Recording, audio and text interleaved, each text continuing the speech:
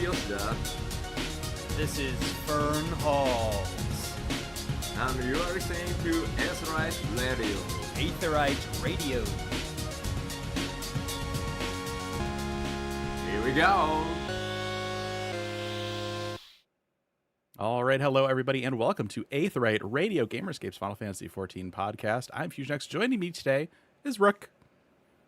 Aldino and Zen are out at MagFest, so if you see them, if you see somebody dressed as Karlach and somebody dressed as Will today, that's them. Go say hi. Joining us today, while they're out, we have Fornax and Dr. Griswald. Thank you so much for joining us. Thank you. I totally didn't kill the other guests to be here. Okay, so today we're going to talk about our hands-on time with 6.55, the last major patch of Endwalker. It's over. It's finally over. Before that, though, we do have a little bit of news. I'm going to try and be so good, everybody. I told Rook yesterday, I messaged her, and I'm like, we need to set a timer because I am going to just go off. What you want? You want 10 minutes? What do you think you're gonna need for this fusion? 10 minutes. If I can't get everything across in 10 minutes, there's a bigger issue.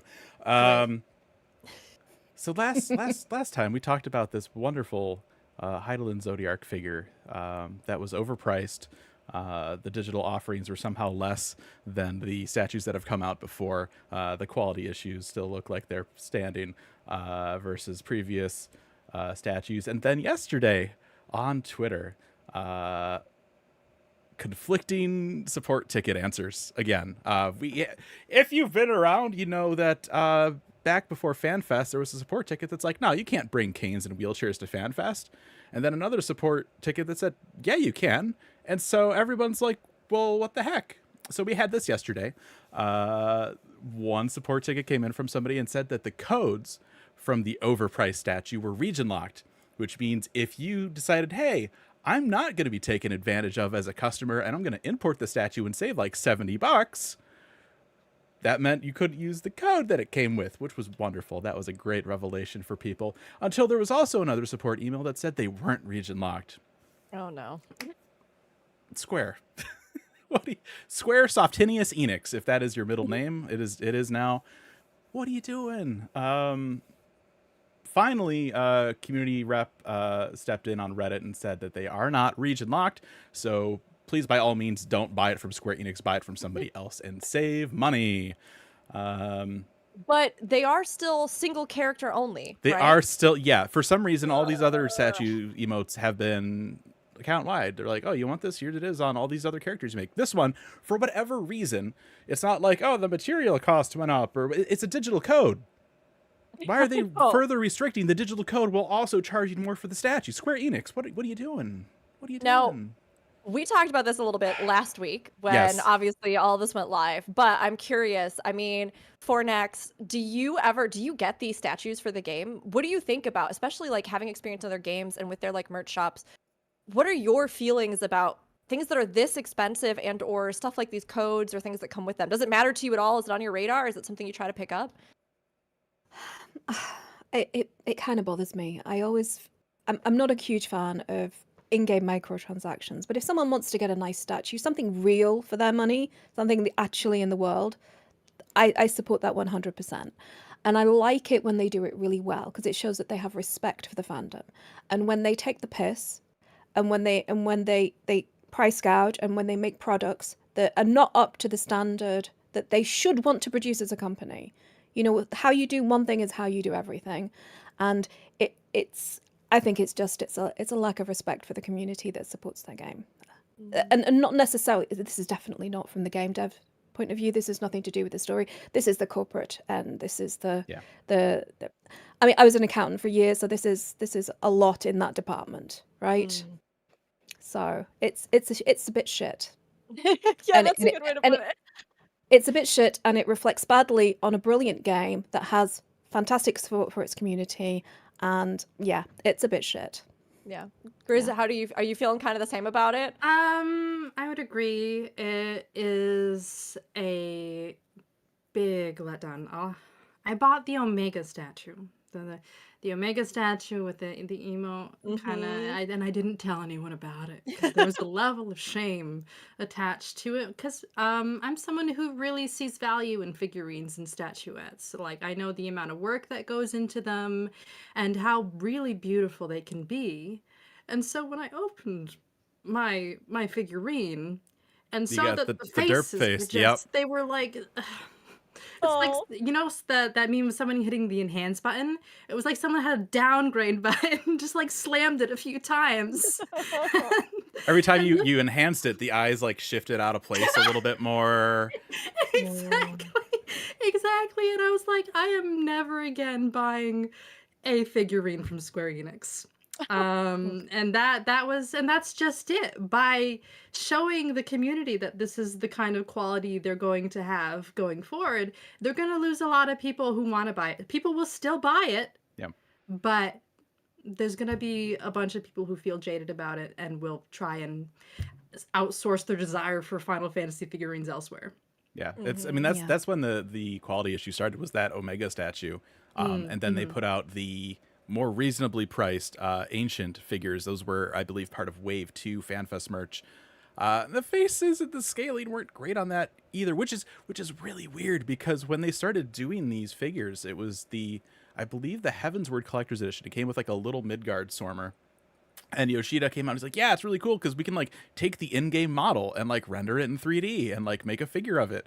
So then why are the proportions on some of these so off? Like, okay. But yeah, and then, on top of that, so last week we talked about it, I went on a rant about it, and then I was like, I also bought it because I'm me. Like I have this whole damn case behind me. I have all the other ones. Why wouldn't I buy this one?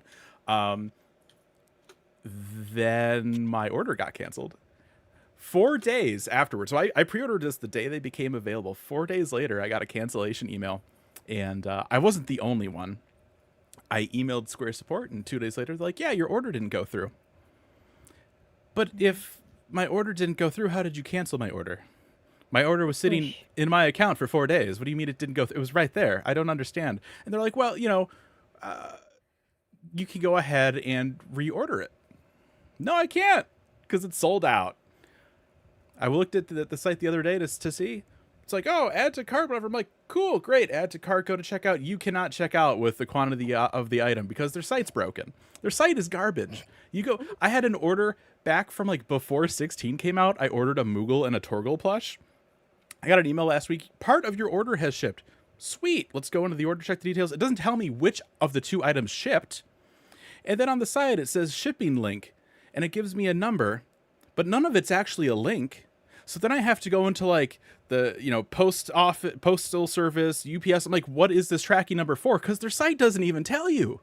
Like, how are you this bad, Square Enix? Like, oh my God. It's rough. And Fusion, you're not the only person that I've seen that's had that issue. I've seen a lot of people posting screenshots where in the last few days, they have suddenly gotten the notification that their order for those has been canceled. Yeah. And like, on one hand, like we were talking about, I guess it gives people the opportunity to get it for noticeably cheaper through outsourced websites. Yeah. But you don't want to be in that position, It's been such a blow to over the years, right? See them put out merch. Have we even had an official announcement of the new OST on NA Lodestone? I don't think we have. It's up on the JP store. It has been for like a week. I don't know what's going on there. They're probably trying to figure out if they want to screw us over with the cardboard sleeve bonus again, because that's been a thing in the past. Like the fact that I can order Square Enix merchandise cheaper by importing it directly and get the bonuses that they otherwise wouldn't offer us is bullshit. I'm going to say it. It's bullshit. I'm sick of it. I'm so tired of this, Square. Get better. Yeah, that's my rant. That's my rant about the statue. It's my rant about merch. I'm proud. May I suggest Yeah.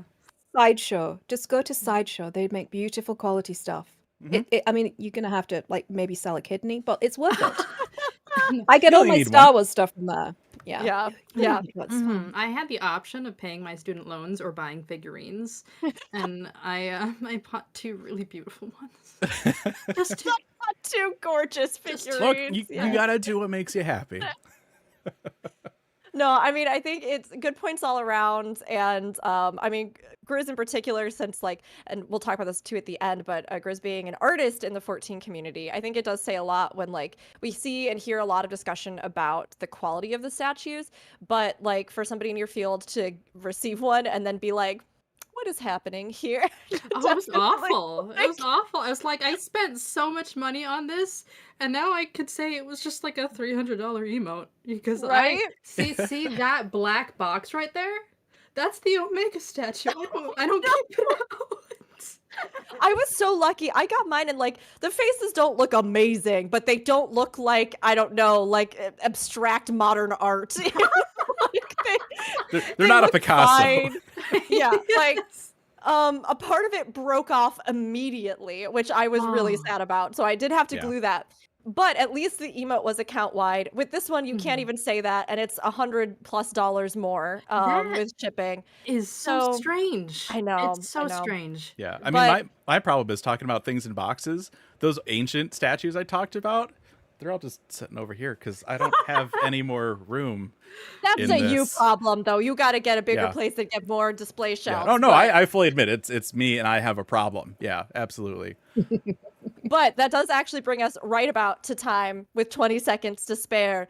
We did it. We did not go Look at over that. 10 minutes Nailed ranting it. about the statue. Beautiful. All right. But yeah, just a little heads up for anybody. If your orders get canceled on that, there are other places you can pick it up if you really want, and it's probably going to be cheaper, unfortunately. I Yeah. hope Square Enix does look at the store because just like Fornax was saying, at this point, it does not feel good and it does not feel like they're putting the customers first in a lot of regards Yeah. with it. I actually did look at importing it. I priced it out.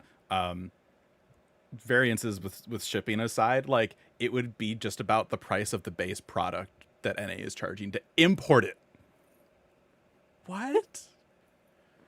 I don't understand. But anyway, so patch 6.55 dropped this week. With it, we got the last little bit of MSQ here before Dawn Trail. We also got the conclusion to Hildibrand, the conclusion to the Tataru quests, and the magnificent conclusion to Island Sanctuary. We'll talk about that one last because it's really good.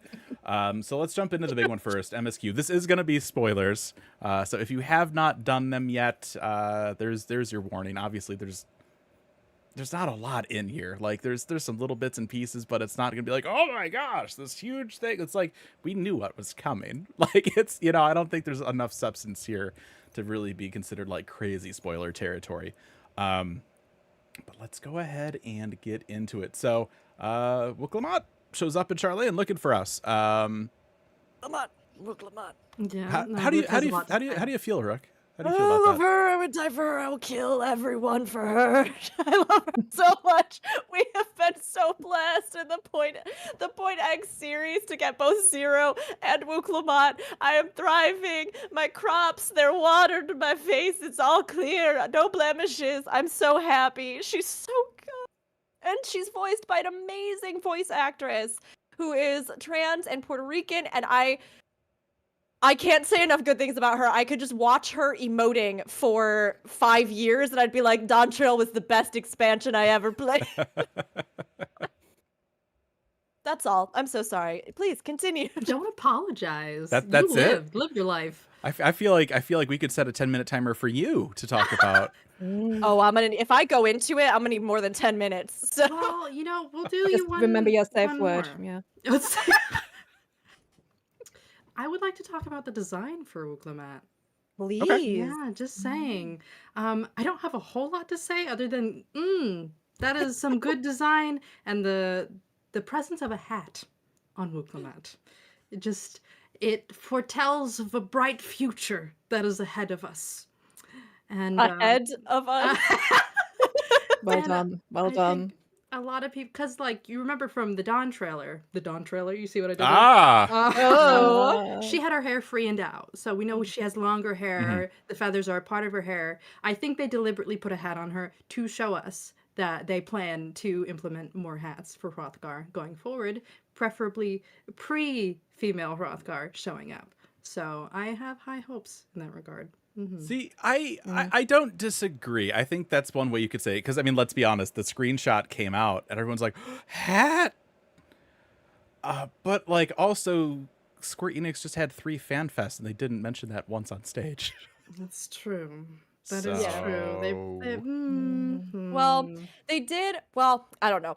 We have to see, right? Right now, we're in this weird holding pattern because the interview that we referenced that came out, right before JP FanFest, right? There was a question about the hats for Hrothgar and Viera, and there was an answer, which was that once we are through the graphics update, we have plans for a longer-term fix for the Hrothgar and Viera hats, which to me would indicate that they have theoretically figured something out that will make all hair and hats work for them, as opposed to them being like, we are going to put 5 more in game for them. Like, I feel like the wordage would have been different there. Yeah. But it is just like, it's about time. And I have this feeling that Femroth, I don't know for sure, but given their smaller head scale and like reduced muzzle size, for one, I will say that I agree with you, Grizz. Like, oh my gosh, her design is so good, and I do think the Femme Hrothgar look even better in game than I thought they would, and I'm like very excited about that. Even with the house cat stuff, but I can't help but feel like they scaled the heads back a bit because maybe Femme Hroth will be able to just wear hats. Right. Yeah. I don't know. And there were no ear holes, so it's just an all-encompassing kind of like helmet type deal thing they have going. I don't know if that'll be a trend, but it might not be. And I prefer to have my glass half full in that regard. So yeah.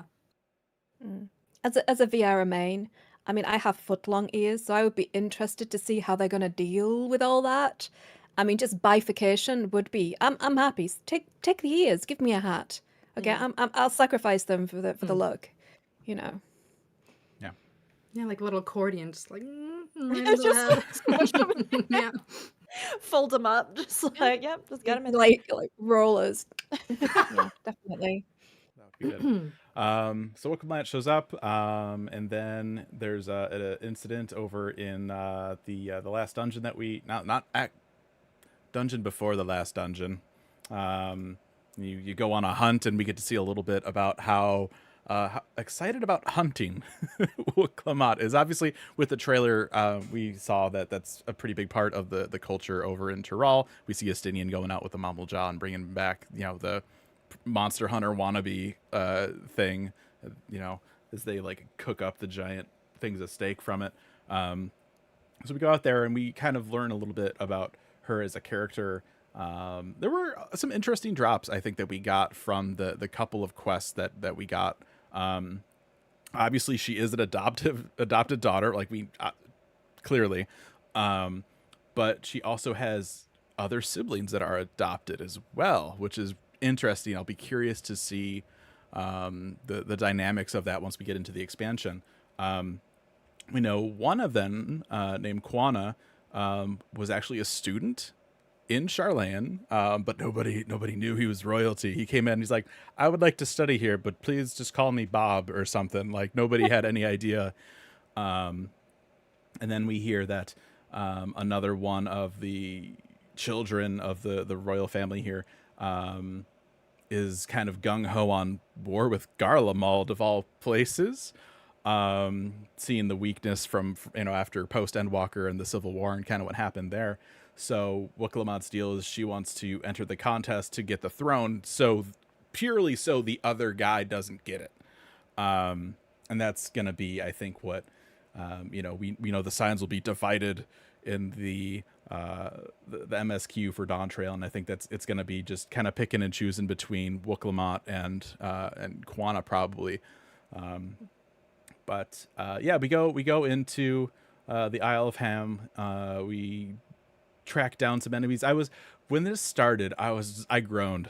I audibly groaned because one of my least favorite things with 6.x was when they had us go back and forth in the dungeons that we just ran, like several times, right, to do more story stuff after the dungeon. And we're like, let's go back into this dungeon. I was like, oh my God, I've already been into this dungeon. It's like still in roulettes. Like, I know this dungeon. I don't need to see any more of this dungeon. But to their credit, there was a little chunk of dungeon that we didn't go through, that they kind of have off to the side. So at least it was a little different, which I appreciated.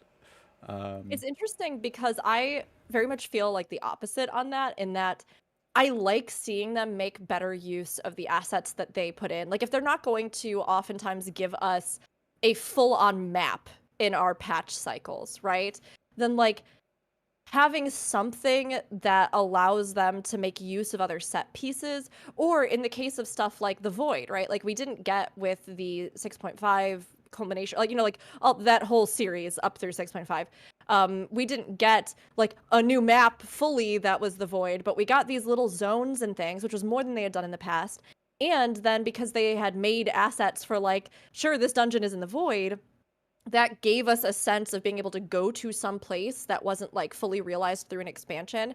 Now, how effective that is, I think, is definitely something that like there was a lot of takeaway from, because some of the zones I thought were like very fascinating.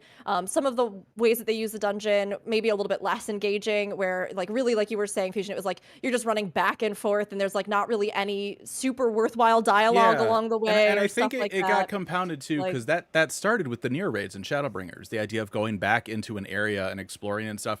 And that was cool at the time, but then they brought it in with these couple of dungeons, and it was a lot more back and forth, like through like the whole thing, but it also didn't really evolve on that formula at all. So it's like, okay, we're doing this again, but also it takes longer, and wasn't exciting for me. So going back into it, I'm like, oh, okay, you know, and especially when you consider, you know, stuff like the relics and the tome grind and how the whole content cycle has just been just do roulettes. And, you know, since Heaven's Word or Stormblood, we've gotten less dungeons per patch. So the idea of like going back into like the one piece of content that everybody is so exhausted of, I'm just like, all right, I would have preferred like one dungeon to like let us, you know, give us one new piece of content that we can repeat for, you know, 6 months leading up to the expansion. But it's whatever, you know, it is what it is. It's done. So. I did like that they expanded the boundaries of the dungeon, though. Like you pointed Yeah. out, that was new. They've never done that before. So to like actually expand that, I think did give a greater sense of like how those dungeons are a place and not just a thing that we run that has all those invisible walls. That's like its own completely removed little bit. Like especially when you think about like the fact that the whole main city of Alamigo is only accessible in a dungeon. It's so funny because they've done this stuff with dungeons, right, in this patch series. I literally kill Grizz as Grizz falls over. But the dungeons were that issue was like the most glaring part of the dungeon. They didn't go back and do anything with those. Yeah. The first one that comes to mind was Zelphatol, this entire region, and it's like it's a dungeon. And then Alamigo, and it's why haven't they gone back and done anything with them? I know. Well, I think that's partially why they started experimenting with something like this.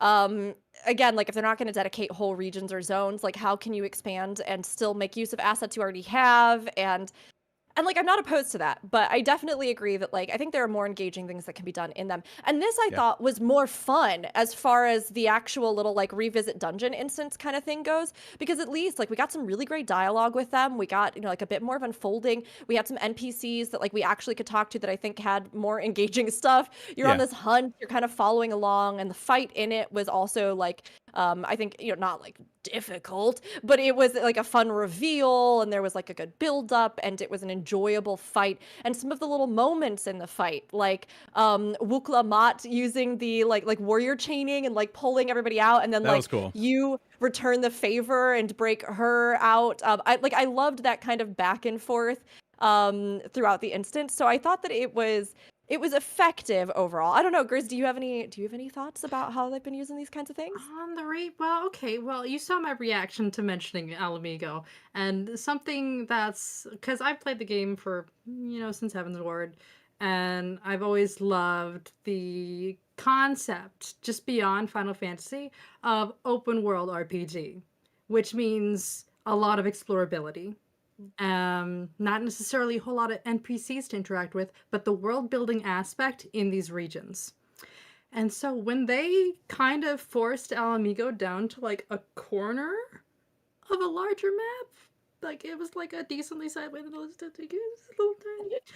like I hadn't had an Albion character, but like I felt it, like physically. I was like, why would you do that?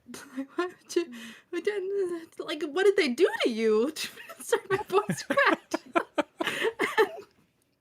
And now people still talk about it because it was such a. They did it dirty. They did Alamigo dirty. Considering it was the half of a whole expansion. I would argue the same for Ilsabard. We've talked about it a bunch. Ilsabard is huge. Like, it takes up, what, like a third of the map? And we have a capital. Really pathetic, sad little. A capital and, like, a smaller zone for the weapon series. Yeah, it's so strange. And I said this, we've talked about Stormblood before, the idea of, okay, Yoshida came into an existing story, an existing world. Obviously, Heaven's Word had to be Ishgard. Obviously, Stormblood had to be Alamigo, but he's also like, I want to do something that's not something that was already, made and expected. So then that's why we had the split in Stormblood. But then he kind of just shoves Alamigo over there, and we've all talked about giving Lys the main character vibes for Alamigo instead of somebody like Rauban. And then, we have Ilsabard and Garlemald because, hey, this has been around here forever. We're going to go check it out. No, it's just like there's like the big tower and everything's in ruins. Oh, but we'll see about the Civil War. Yeah, maybe a couple cutscenes or something in a flashback. Okay. So it's like, it's so weird, building on, especially coming in from the perspective of Yoshida and a new team from 1.0 and ARR, where yes, you have things that are established, but also they want to do their own thing. So I think there was a lot of clashing with that, and I think there was a lot of willingness to like not want to go to some of those places. We still have the clouds on the map. The end of this MSQ, Graha's like, check this out, I got us a new map, and I'm like, and then the clouds are still over Ilsabard. And I'm looking at this, and the only thing I can think is, motherfucker, we marched through that in Endwalker. Why are the clouds still there? Like, oh my god, so true. Oh my god, and that's another point is because of the artistic direction and the desire to fit in more things, the ambition in the process, you've devalued some really strong concepts you could have gone more in depth into. I understand wanting to introduce new things and try new things, but you could probably do so through the lens of the narrative of a single country. Like, you don't have to do the Steppe, Alamigo, and like Doma. You know what I mean? Like, any one of those could have had their own expansion. And I feel like Heaven's Ward got a pretty decent treatment in that regard. There was there was Ishgard, and then there was the extended outward lands around it. But like the main narrative stayed with Ishgard. So I'm just, because I understand that people were glad to be done with like Garlemald and their kind of effect on the wider world. But I do think even Rook brought to my attention a timeline that was entirely written that it was my first time seeing it. So much had happened in Ilsabard beyond the main scenario quest that we just didn't know about.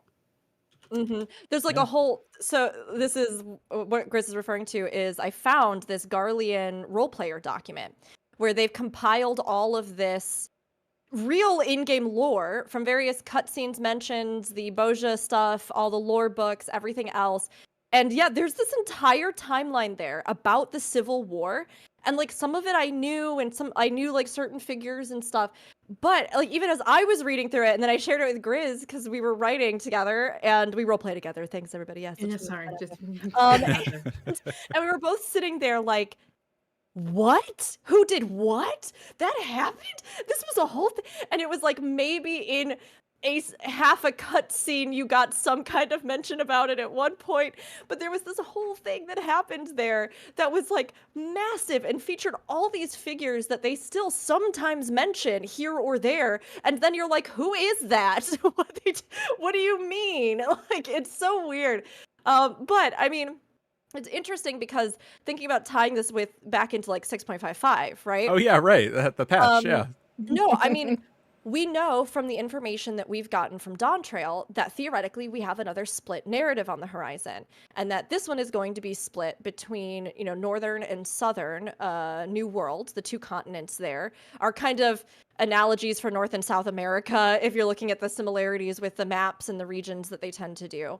And though they have said that, I think I get the impression that they have more confidence that it will be a more overarching narrative.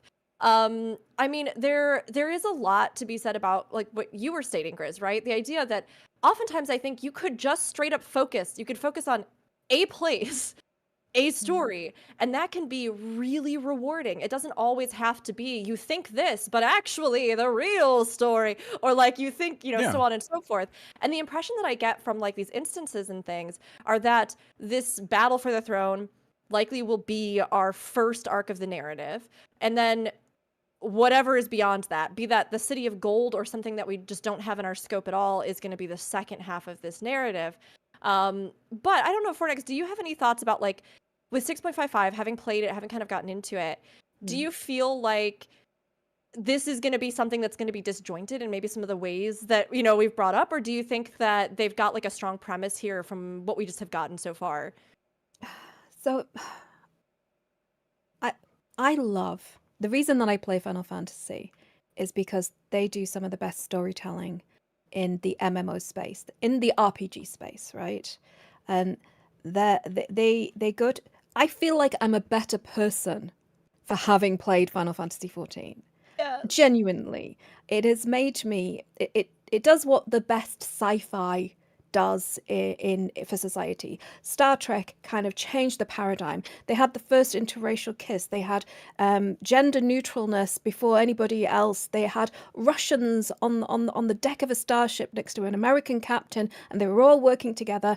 And it changed the paradigm because it took away the kind of your personal biases, and you could see the bigger picture. And even though I found the Stormblood expansion it was not my favorite, but it was the most thought-provoking for me because they dived into something that is incredibly, well, I mean, if you look at the world right now, reconciliation, old grudges, empires, and how to look at it and how to think about it and how to move forward by just simply putting down your bags and leaving them where they are, right? And I think that we need that optimism in the world.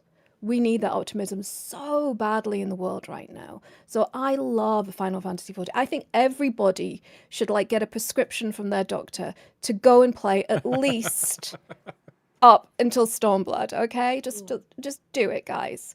So I come from a very positive, squishy place for this franchise in terms of the story. And I also think you guys are fucking spoilt. Come to the wastelands of Guild Wars 2, where you have a fantastic like opening salvo, and then the next part is just, oh, and this is a bit of a bridging content. You know those clip notes version. This is the clip notes version of the clip notes version of the story that you're going to get that might be hinted tangentially. So no, guys, look, it's a desert out there. You don't know how good you've got it. Okay, I have a question for you based off of that, Fornax. Okay, because go on then. As mentioned before we got officially started on the podcast today, and the last time Fornax was on, Fornax and I do a Guild Wars 2 podcast together. True. But there are kind of like two flip sides to this, right? So like you pointed out, in Guild Wars 2, we don't get anywhere near the story content that we do in 14. So like even this little snippet, this little tidbit, 6.55, pretty robust. And of course, 6.5 leading up to it even more so. So like the amount of cinematic storytelling and character depth that we get, much more considerable than what we oftentimes get in like between patches. Fucking or heaven, stuff. mana from heaven, mana from fucking heaven. I'm sorry. Yes. But the one thing that we don't get, which kind of came up with the 6.55 and 6.x series, are new explorable zones. So I guess my question to you is, do you, as a player that plays both, feel as though you would prefer to have something like a mix of the like new map and the story content? Or do you like full on prefer just the focus on story content and think that it's been effective and, you know, was effective in things like 6.55 or any of that series? So, the thing is, this is it. I mean, if it's just Daddy, I Want a Pony, and this is just Fornax's world, and I get what I want, then it would be story because I love the story. But I also love exploration. I love the environmental storytelling because it makes you feel so much more immersed in the world. I love just walking through cities and listening to the chatter of the NPCs. I love like seeing the architecture and the mixtures of cultures and how they dress and the foods, and then they do that so well in both games, to be honest. But it is a bit sparser. I guess really what I want to do is just like squish and smush the two franchises together to make some strange bastardized creation that's got the beautiful environments of Guild Wars 2 and these expansive maps and crazy like fantastic mount system with the in-depth, careful, thoughtful, character-driven, emotionally valid story of Final Fantasy. And as to like dragging it back to what we've just played, I liked the fact that we were not. I mean, you were on board immediately. As soon as you saw her furry ass, you were in there, up there like Flynn. Me, I was like, Me? you were, yeah, you were, yeah. Me, I was like, okay, she's nice, she's furry, I get it, okay, yeah. It's where my demi superpowers come into place because I just don't fall in love immediately. And I'm like, I need to know who you are. And she was a bit combat sexual for me. I was like getting Xenos vibes for a second there, with a bit of Ugh. PTSD happening, and my Xenos, eyebrows but started Disney to twitch. version. Yes, exactly. I'm like, oh gosh. And she's nice and she's sweet and she's fun. Is she the leader of men who can keep the disparate tribes of two continents in line so that they continue the 80 years peace that her dad kind of dragged them through? I don't know, son. I want to meet the other people. So I liked that Graha was like, well, let's just back this up a bit, darling. And who the hell are you? And what are we doing here? And let's go and have a conversation. And I liked the fact that they do that. Because in some MMOs, it's just oh, you have a yellow tag above your head. Whatever you say, I shall do unthinkingly. Yeah? I mean, you just throw me off a cliff type. So yeah, I was super happy. And it was nice, and the dungeons are fine, and yeah, I mean, but for me, the kind of the meat and potatoes of it is the story and the character development. So it was good start for me.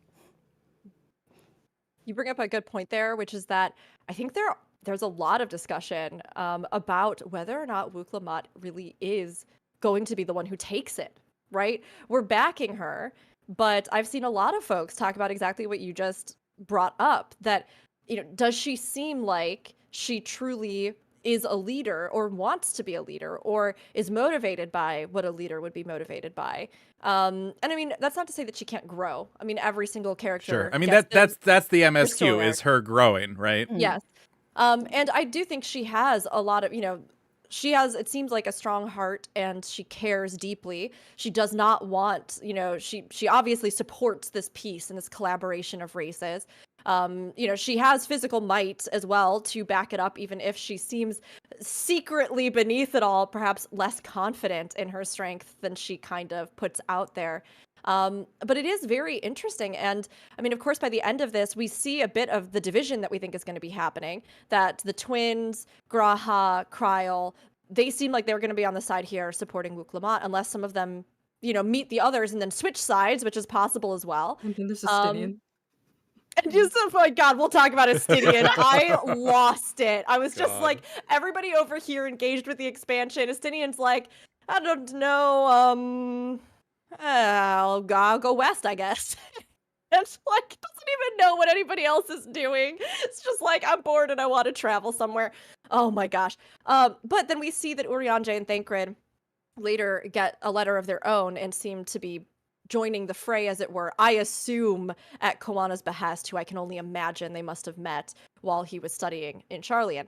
But I mean, I think that there's a lot of good premise with Wuk Lamat, and you're not wrong in that she has that combat sexual Fornax. She definitely does, but I find it much more appealing, maybe because she's a giant buff cat woman, I don't know, than I did with Xenos. And I think also because her motivation feels I mean, she's obviously meant to be a good guy in that sense, right? Like, and there are greater discussions about Xenos and how he views morality and other things like that. But the idea that, like, although she's driven by that and by hunting and the physical prowess and fighting at someone's side, that she does that for something that, is a greater good or, camaraderie or other things like that as well. And I thought she had such a fun, contagious energy, and her dynamic with Aaronville, like, they clearly are basically just siblings, like the way that they just were like teasing each other and that back and forth was so much fun. I just think she's going to be a great character. And those kinds of like hunter traits feel so appropriate for a large predatory cat as well, that she's just like super excited about hunting and killing things. Like, I don't know. I found her very charming personally. Yeah, I'll be really curious to see what they do with her, because obviously, right, she's coming in, she wants to win this contest for the throne. But and right, we know she's going to be one of the main characters. They pointed that out, the fact that they took the time to put her in the CG trailer, right? But also, I don't know. I could see her getting developed a little bit and then falling kind of by the wayside, because when the way that she comes in, she doesn't want the throne. She just doesn't want someone else to have it. Someone, like one person specifically. So if somebody else can get the throne, that's fine. So I could see, that we get there and there's an initial division between her and Koana and whoever the fourth one is, be it Aaronville or random white chick that Square Enix has to put into every expansion they make. It's a thing. Go back and look back to 11. It's there. Is she not on the top of the cake of the picture? Is that not the Karen of Tural ready to like wreak havoc? That was my thought when I saw it. There was a meme I think it could be a meme comment in Rook's stream where someone mentioned, like, what if the Karen is the warmonger? Yeah. It's like, I wish it was true. I wish it was. They were like, I know that he, him pronouns were used, but what if like the warmonger appears and it's just like the wayfish white woman? Was like, honestly, that would be one of the greatest twists that this game has ever delivered in the Final Fantasy franchise.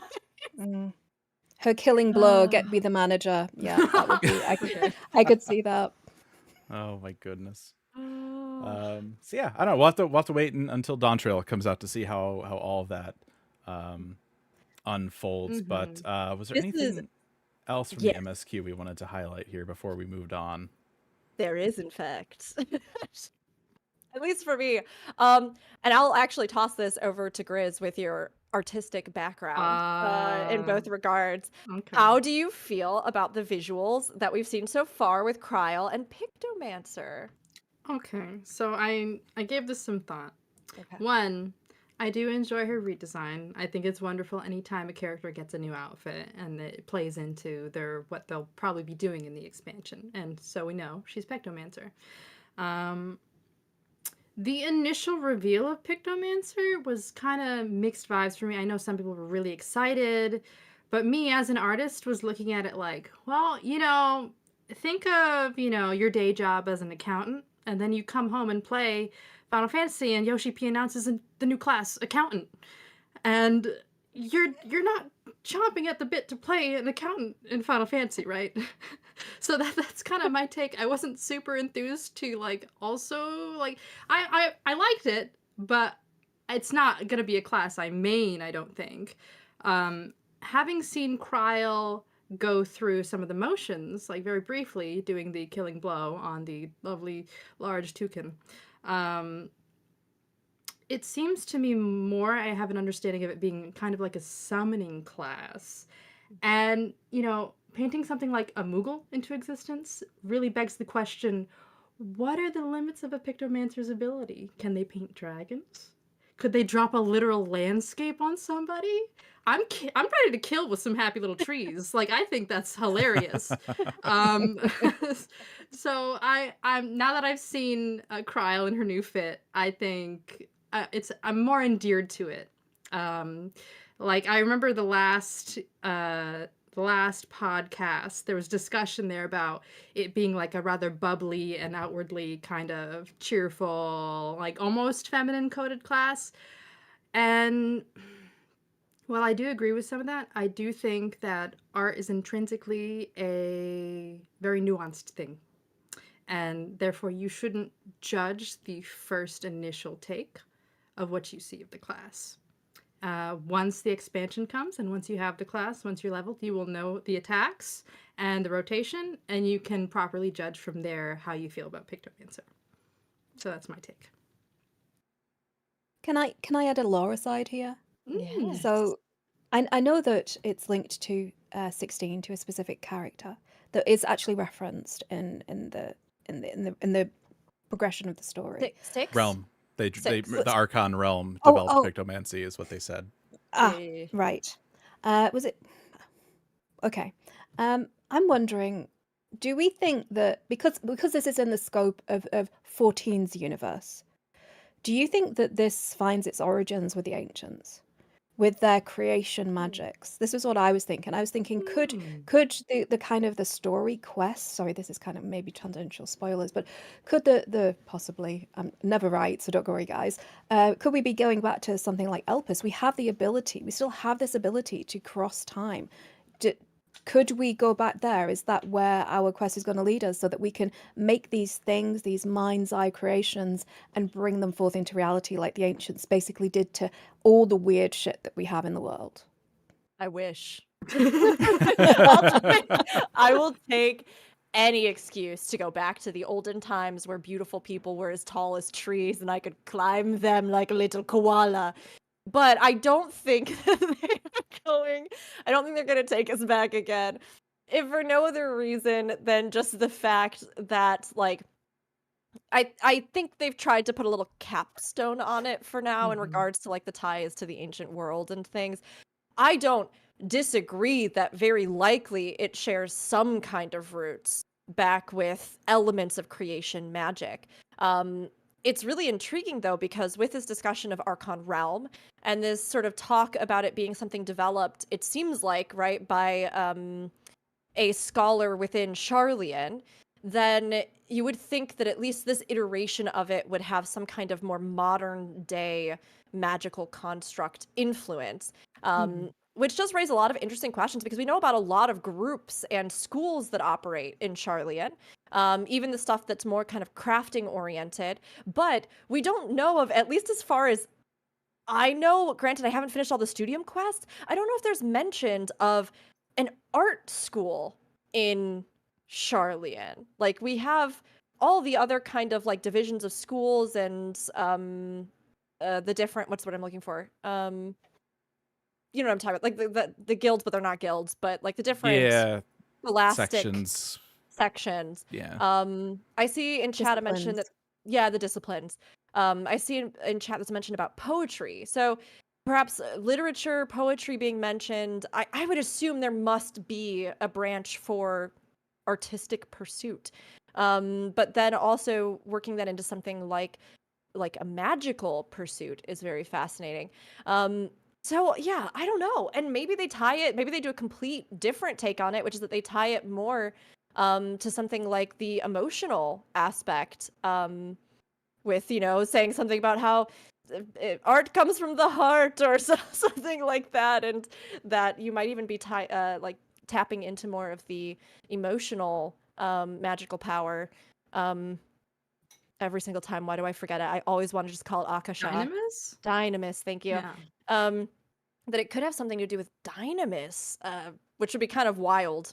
That would be kind of out of left field, but it definitely, it doesn't have the arcane rune work that we see for manifesting in regards to things like summoning, right? Those more mathematical almost constructions that lead to a more scientific creation. So I don't know. It's a good question, though. Yeah, I think I agree with a lot of that. One thing I would say, I was surprised at how little we saw of Pictomancer, which makes me think that a lot of the effects and stuff are going to be relying on the new graphic stuff that they're working on. because the stuff that we did see was kind of rough. Did have that kind of pop that we saw in the trailer, with like the paint effects and stuff like that. It was kind of rough. You saw the Moogle for like half a second, which tells me it was probably existing assets they kind of hodgepodged in there for half a second because they weren't done with stuff yet. And the fact that Cryle came in and like delivered the final blow is fine narratively. Like that's fine. But like effects wise, like that hit didn't feel like it had anything behind it. It was just like, all right, you did it. Yay. I guess I felt weird, but it's also, they're still working on that stuff. So they would have had to have had a lot of those effects kind of just theorized, I think, by the time that this patch went live. Yeah, I think they were really eager to show it off in some capacity. But like you said, we really don't know a whole lot based on anything in game versus what we know of Pictomancer in other Final Fantasy games. In Maintainer Quest, there was a section where you're in the Numenon looking at books, and you got a lot of lore information on things from Tuliolal, but also the Wallachie and Blue Magic, which makes me think that maybe they're intending to, give us lore in regards to the backing of Pictomancer going forward that's unique to, Tuliolal. I hope. I am so keen on just having background lore on these things. I hope it's not a situation where they're simply flying by the seat of their pants. But either way, I'll take it. I just want to know. Yeah. Cryle seems joyous though. I loved it in the trailer at the end where she is revealed as the Pictomancer in like the full cinematic. They did her with such joy and such happiness and such exuberance, and it was wonderful. And for her as a character and her character development, she has always been like vital support, but on the back burner. And it's nice for her to be stepping forward. Although I guess some might be lamenting that we're not going to get as much of G'raha as people would like. Oh, So, we've had a lot of him though. We've had a He's been grand around. Just opportunity. let him have his vacation and eat his tacos. Yeah. Mhm. Yeah. Yeah, I always got the feeling that I had to sleep with one eye open. He is very much in love with the Warrior of Light, and it's just to a degree where you're like, just seek help, son. Just see other There's that people, please. scene in God. Endwalker where like everybody comes to your room to like say stuff, but what you don't see is that part when Assidian just jumps out the window. G'raha's actually there in the bushes. Just watch it. Look, I love that boy. He can come, he can come in. It's fine. You just come over here. It's all right. If Fornax doesn't want you, I'll take you, G'raha. Come on over. He's very sweet, and we appreciate how he appreciates the Warrior of Light. So We tactful. can, And for what it's worth, him stepping back to allow Cryle to come out of the adventure feels very fitting. I think it's high time she got, because the way she emotionally approached it, kind of affirming that she did have obligations, and then G'raha naturally being very graceful in saying he'd take care of it. And then the small conversation we had with him on the bridge, how he expands upon life being an amassment of adventures rather than just one, Yeah. and that there will always be more opportunities to grow and learn and experience great things. And I felt like that was a fitting and reassuring way for him to step back and out of the limelight. And we will be with him again, just, like Cryle every time. yeah, and I think it's, Wuk-Lamat and Cryle obviously are their own characters, but I think there's also a lot of G'raha in them as well, that willingness to want to do more, to want to be, one of the group, and stuff like that. I mean, the way that G'raha talks to Wuk-Lamat after the Colibri thing, right? I think he picks up on that. So yeah, I mean, he'll still be around, but I think we're going to have at least a couple of those kind of traits and stuff in characters too that are coming to the forefront. Yeah, Cryle deserves it. Like, she's a character that has been in our lineup for so long, but like was mentioned, just has not really had as much. She's kind of like the convenient one who shows up sometimes to like give us some more information about something or get kidnapped one time or, and when you're looking at characters that you're like, okay, well, I think that if we're looking at 10 more years of the story and we're looking at our cast that exists and we don't want to just completely throw them only new characters because then we might lose some of the emotional connection that the players have forged with various characters over the years. But who really has more room to grow or to have interesting narratives that we haven't already tread with them? And I really feel like Kryle is one of the ones that just seems the most obvious because she's always wanted to do more. She's always talked about how she's felt very limited.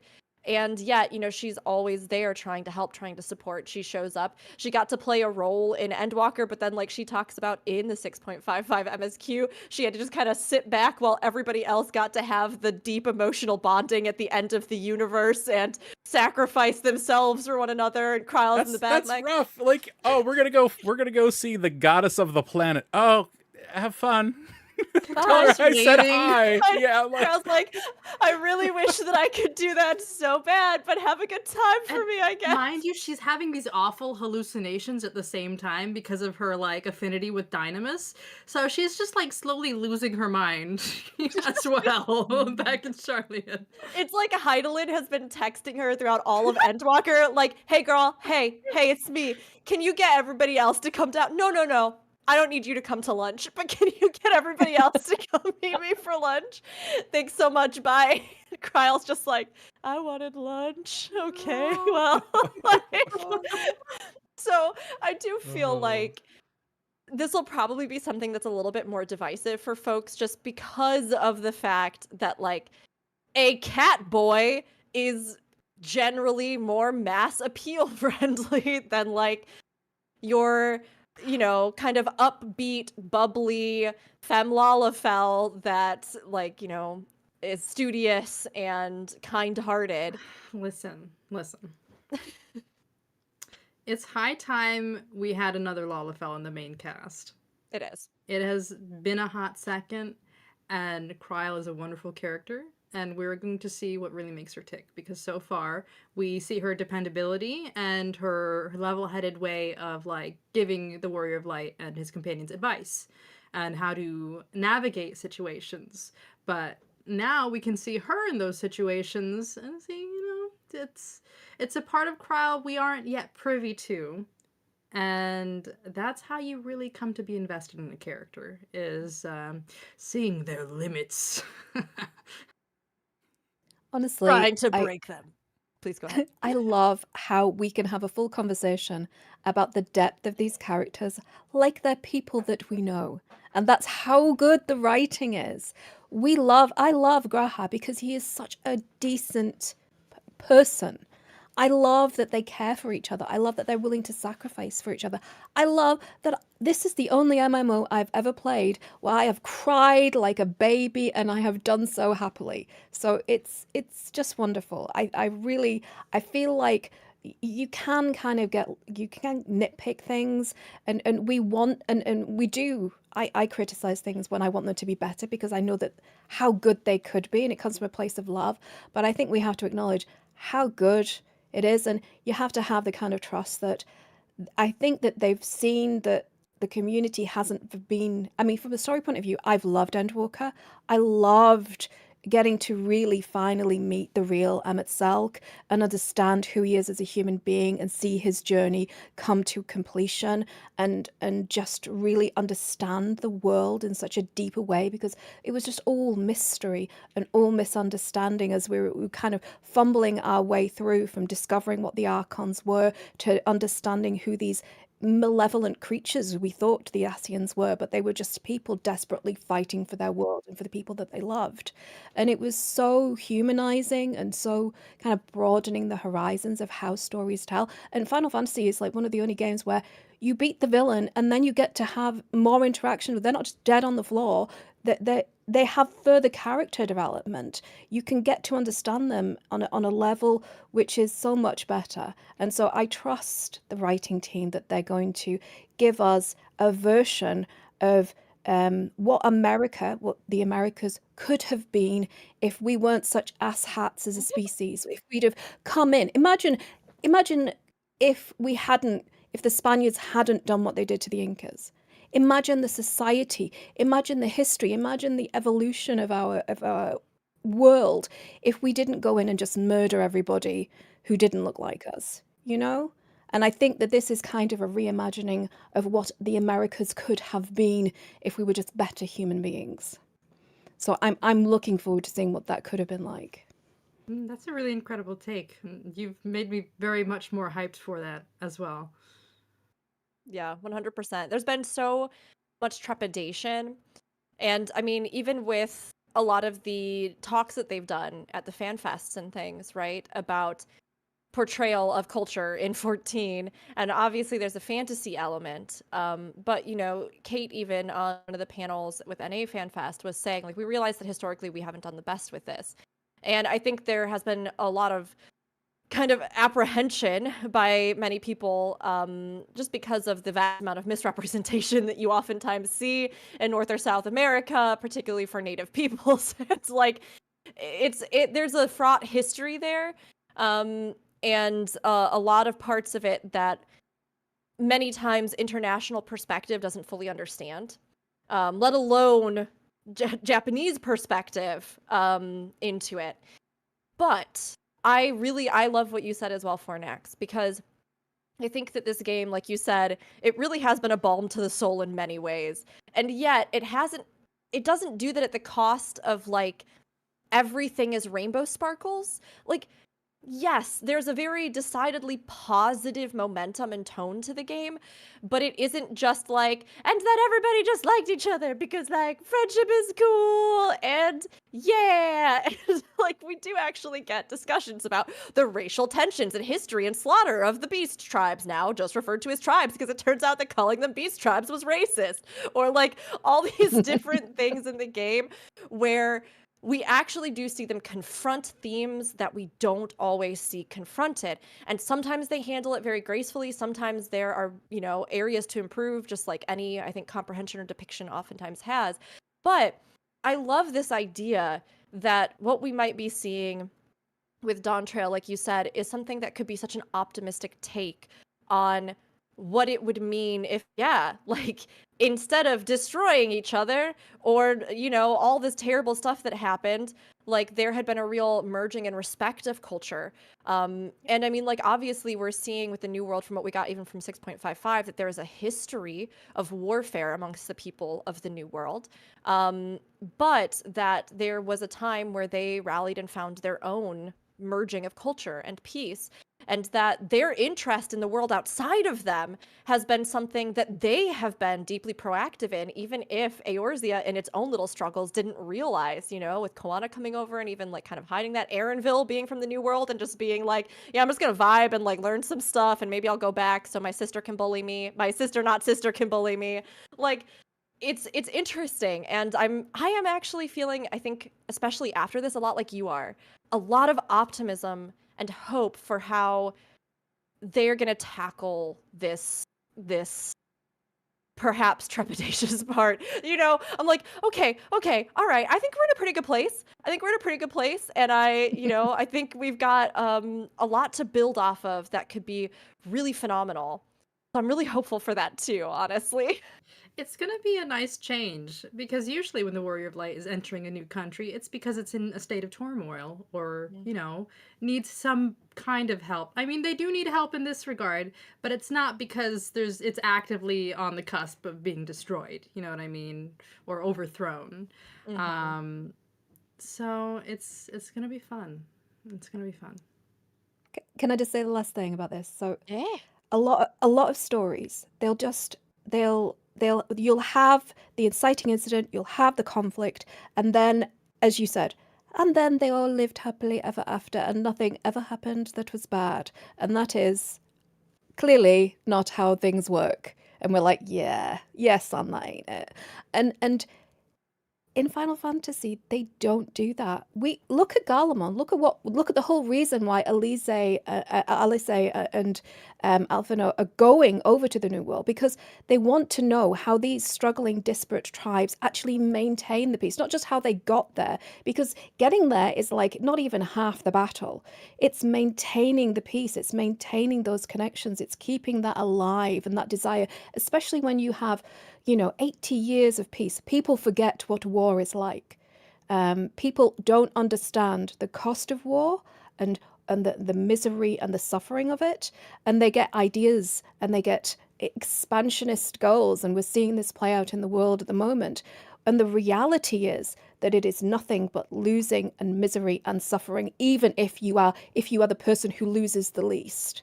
And I love the fact that we look at Garlemald and we look at this ruined nation, and they have put a sympathetic eye on these people who were conquerors. But they were only conquerors because they were led by a monstrous totalitarian regime. And everyone forgets, when Germany took over and started the Second World War, the first country they took over was Germany. The Nazis took over Germany first and they decimated their own population.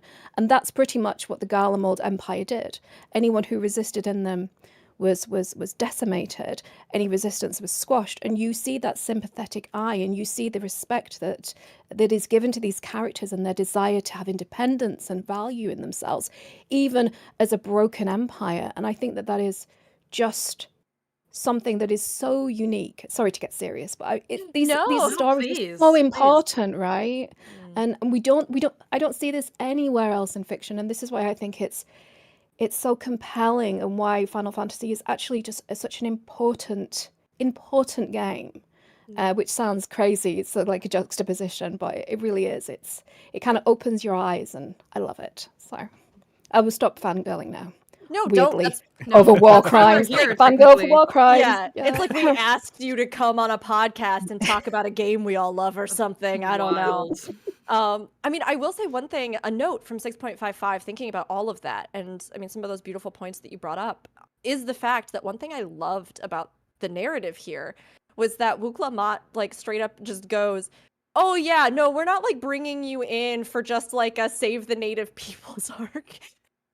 And I really appreciated that, because I mean, there's a strong sense of that in many narratives, that it's just like, here's this outsider that knows nothing about a culture who's gonna come in and save them from themselves. And Wukla Mott having like a literal piece of dialogue in the quest, that like literally says, no, actually, this is like a thing that our people thought of, because, you know, a leader is going to have to work with allies, and fostering good relations and diplomatic and international relations is something that's important. And you need to show that you can bring people to your cause and unite, even like literally in our culture, like we have united, you know, that you need to unite others to this as well, and be able to be, you know, acknowledging of the greater world.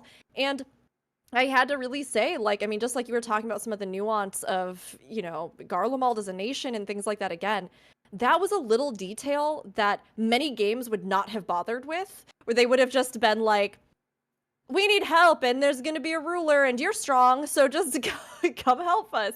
But to actually, like, have a character acknowledge their own culture's agency and choice to do this, and to say, like, no, I do want to recruit you, and I want to be the one that has brought you in, and that, you know, is choosing to, you know, employ you in a sense.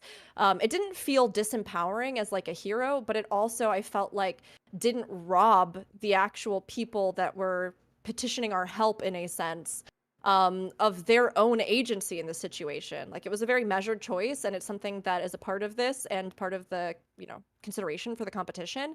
And that it's something that they're all doing and that they chose to do. And I was like, oh, that's very nice. I'm glad they put that in, because again, that was the thing they didn't have to do, but that does, I think, make the premise of this just feel more structurally sound and like morally sound in many ways.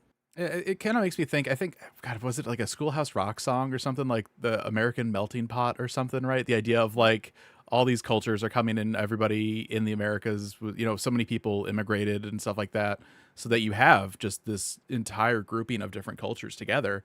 And I think that made a lot of sense, and it's nice that they kind of highlighted that. Okay, so to go from like super serious discussions, next up we want to go over Hildibrand. Hildibrand. Fornax, you've been so positive. How do you feel about Hildibrand? Oh no. I have not played any Hildibrand story. Oh, no.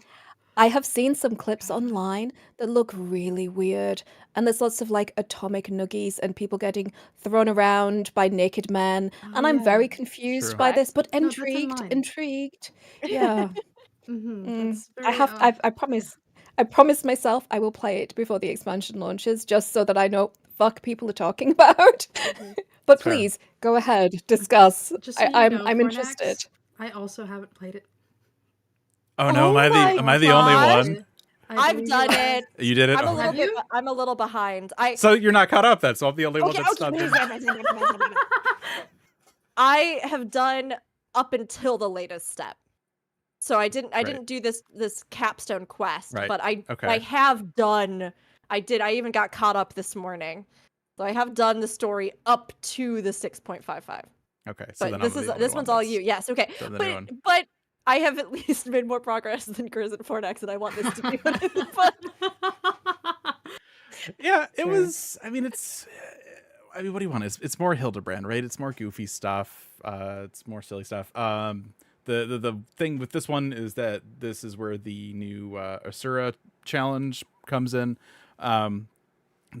Harder than it was at FanFest, obviously, because the FanFest one was made for people to get in and out of quickly, so they could move the line, and also probably because it also wasn't finalized yet. But it was fine. Like, I did it once. I have no reason to do it ever again.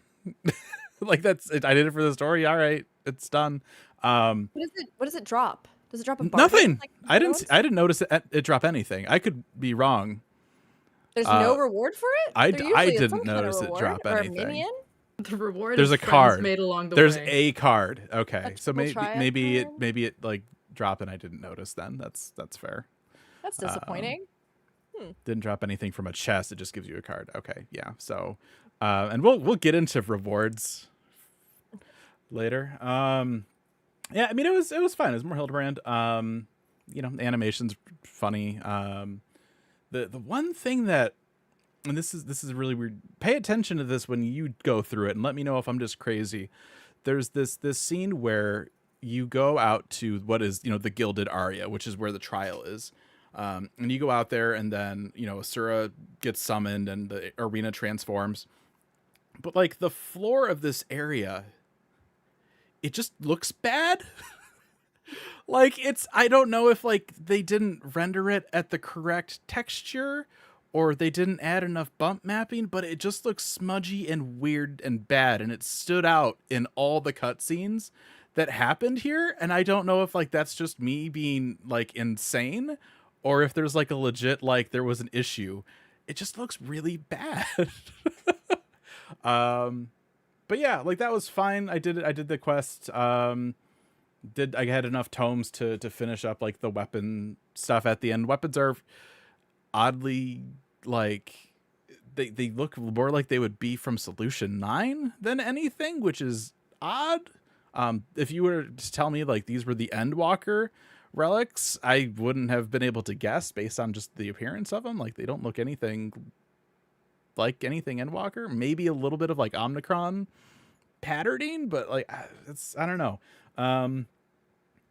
Reward was nice. No emote reward, which was kind of a bummer. Usually we get emote rewards for Hildibrand, but this time we did get the little blue poops UFO mount, which is nice.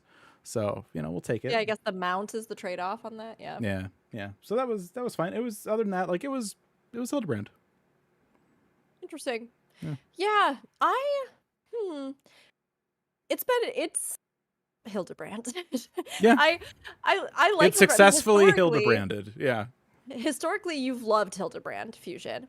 And you know, like I was doing earlier some of the stuff that I hadn't done, right? And the instance with where you play as Godbert and everything. And I was like, yeah, it's fine. But I just have to say, we talked about it before on the podcast. I just don't think that tying the relics to Hildibrand was for me. And that's okay.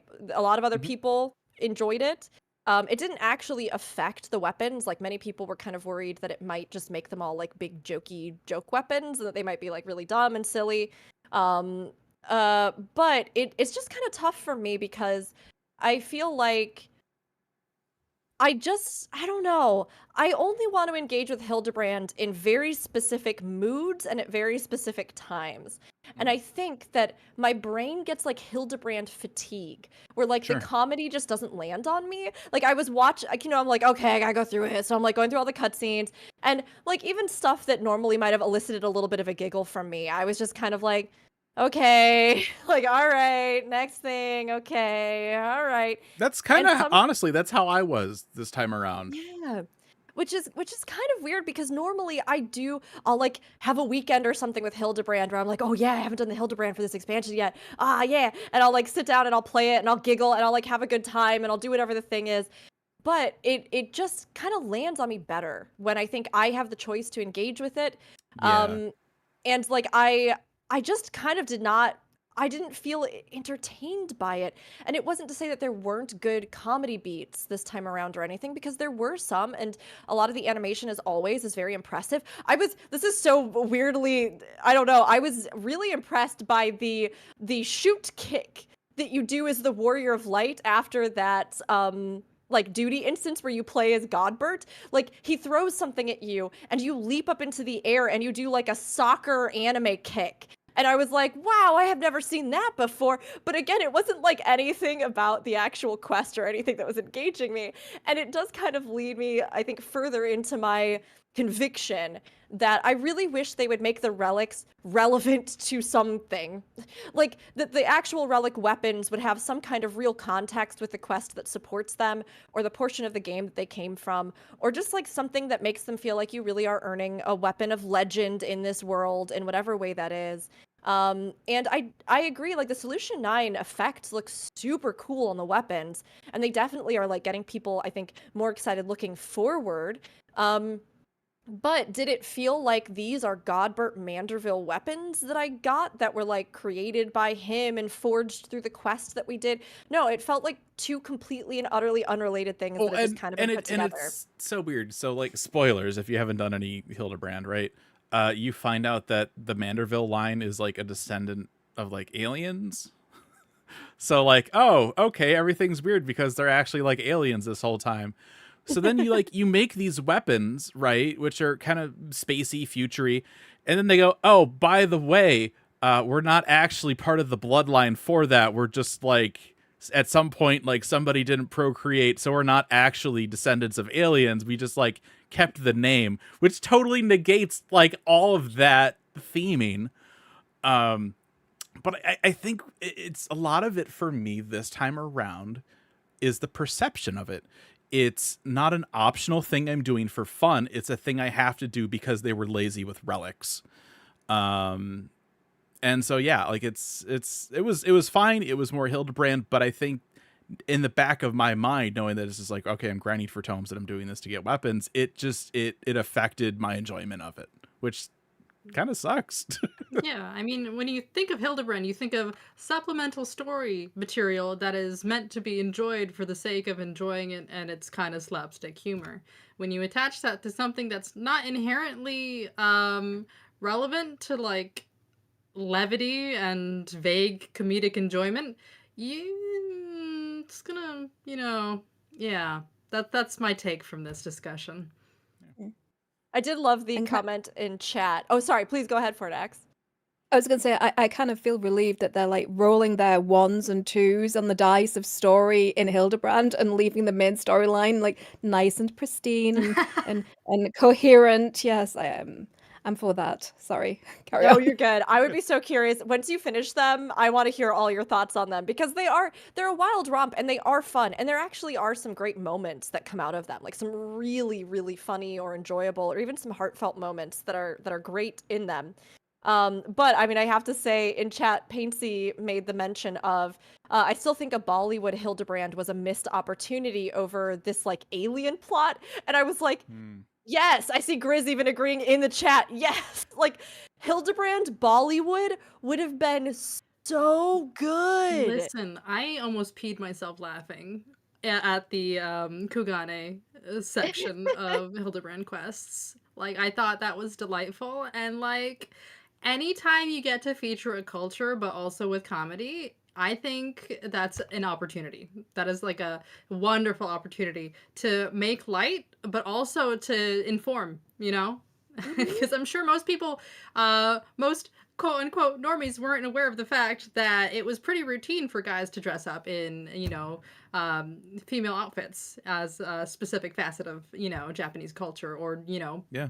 because that's based on, I mean, even source going material. back to like Shakespeare times, like guys would play women Yeah, in female plays and roles. stuff. Yeah. Mhm. And I mean, looking back at Shadowbringers and what we had there, like obviously like the big pull for this Hildibrand, aside from the relics, was that you have my little blue poops from 8. Well, what else was from 8? Eden. Why wasn't this in Shadowbringers? They could have, I don't know, maybe missed opportunity, but it was it was okay. I think the relationship that it shares with other content and impact had an effect on the impact that it had. But it was fine. I love Yeah. Razatan, by the way. My God, what It's a beautiful so place. gorgeous, Mhm. right? Oh my gosh.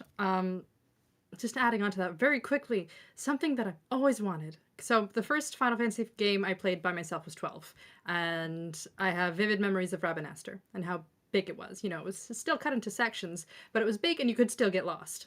Mm. The day I can get lost in a Final Fantasy city, I will simply die. And I would have fulfilled my greatest need in life, which is to get lost in a cityscape in Final Fantasy, because like the level of immersion, because you get lost in cities because they're big, they're winding, and they have so much to interact with, like just in alleyways and other hidden facets. I understand it's a lot to work on in a zone, but I have firm faith that Final Fantasy could potentially reach that within the next few X packs. Like that's because they got pretty close with Razat-Han. It's beautiful. There's places you can go into, the restaurant, and sections that you could readily not have explored were there not quests there. Yeah. So we're getting closer. That's all I want to say. I'm waiting. I find the moon quite labyrinthian. The moon is quite yeah, that's yeah. Yeah, I mean, I feel like the moon's just like that though, because it's just like the spaces are so massive and Right. like kind of awkwardly positioned, and then there's just like huge portions of the landscape that are just like massive void, essentially, where there's like not really anything along the way, or you dip down into like one little nook or something. No, I agree though. I think that like having a landscape, like having a map that was literally just an entire city would be so cool. And it's something that 14 has not done. I mean, other than our just hub zones, which aren't like a full-on map, like they could do so much with that. We've had stuff like that introduced in Guild Wars 2. And like, yeah, when you look at like the scale of like other MMOs and what they put into zones and like the scale or depth or all kinds of stuff, it does make 14's maps look a little small sometimes. And I'd like to see them just kind of push that. Like there are zones that are incredible in 14, don't get me wrong. The world is beautiful and rich and lush.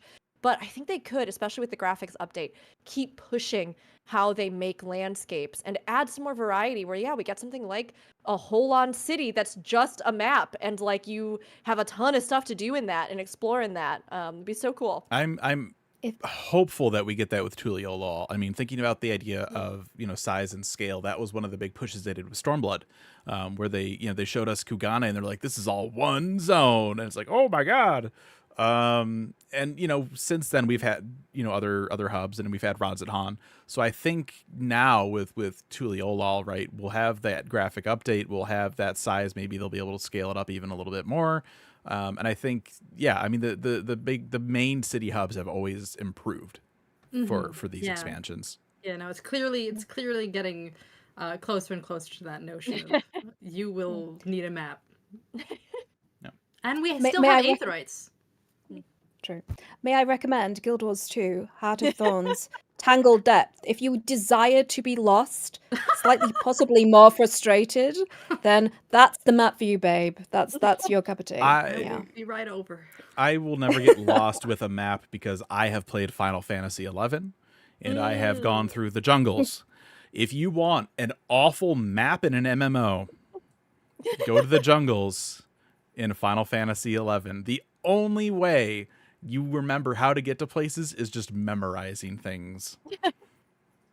It's You follow the blood of your tears back along the trail, do you? and then after the jungle, you get into this grotto, and that's where like this other city is with all like the ninjas and stuff. It's like, oh god, how do I just found my way here through the jungle. Just follow the right wall. That's all you got. That's like you just the whole way there. It eventually will lead you to where this place is. The jungles in 11 were, oh my gosh, even made better by the fact that you couldn't jump in 11. So like you could see little places with just like little obstructions, but you can't like jump over it. So it's like, all right, now I got to go around, and it's the jungles. Oh my gosh. It's definitely I'm getting contact PTSD here. That sounds awful. It's definitely a difference between like a place being like you get lost in it because it's poorly designed, right? Where like the flow of it is bad, or there's not enough visual indicators or markers, or there's not like enough stuff to discover that's truly of worthwhile, that like you're just kind of getting bogged down going in circles trying to figure out like how do I just get to the place that organically I would feel like I just go this way to get to, right? But like there is a satisfaction, I think, in like being so engrossed in a place by like its details, by all the things that it has in it, the districts, the areas, the little complexities, the stuff that you discover in it, that is like, oh, it's just so delightful. And especially because 14's world is one that I cannot get enough of. Like every little tidbit of information, every piece of lore that they work in, the like varied landscapes, in my mind, they take on this incredibly rich life because the groundwork is there and they like put it in, and it's incredibly gorgeous how they spin up their world. So like, yeah, any steps we get where we continue, and Dawn Trail, I think with this graphics update is going to be huge in those regards. With like some of the server expansion and things they're working on with like the cloud servers and all of that, because I think that gives them more agency to imagine the world in a scale and with detail in such a way that like we already feel in our minds, right? It'll be so cool to see. I'm really excited about that. No, and I firmly feel if they don't already have one on their team to help them plot out these situations, they should have a city planner. There's a reason why it's its own job. It's like a city is like a body. You want the circulation to go through seamlessly. You want people to be able to get to places with relative ease. Cities are built with travel and its people in mind. So, yeah, now I'm excited. Now I'm thinking about like back in 1.0 when they had to add a staircase into Limsa because Limsa was so hard to get around. They're like, we're just going to kind of shoehorn a staircase in here to make it easier to go between upper and lower because it's really confusing. I'm looking forward to Gridania without the epilepsy-inducing flora shadows on the floor. That would be lovely. Enjoying a forest walk rather than frothing at the mouth walking through. That's really good. Twitching on the ground, having a stroke, I mean, it's worth it. It's a pretty place, but life goals. It's very pixely on the ground, and a lot of those shadows do a lot of like very jittery, like weird things across the ground in the landscape. And the wildest thing is I can remember when 2.0 was coming out, and all I could think of was like, wow, look at that great light. A different time. It was a different time. It was 10 years ago. Patch Summer talk. children. Yeah. Rook, you just did these. What did you think about the Tataru quests? So sweet. Yeah, no, I thought it was good. I think the Tataru quest did exactly what they needed to. You know what I mean? I guess maybe that's some of the difference with like the Hildibrand quest. The Tataru quests they were a quest chain.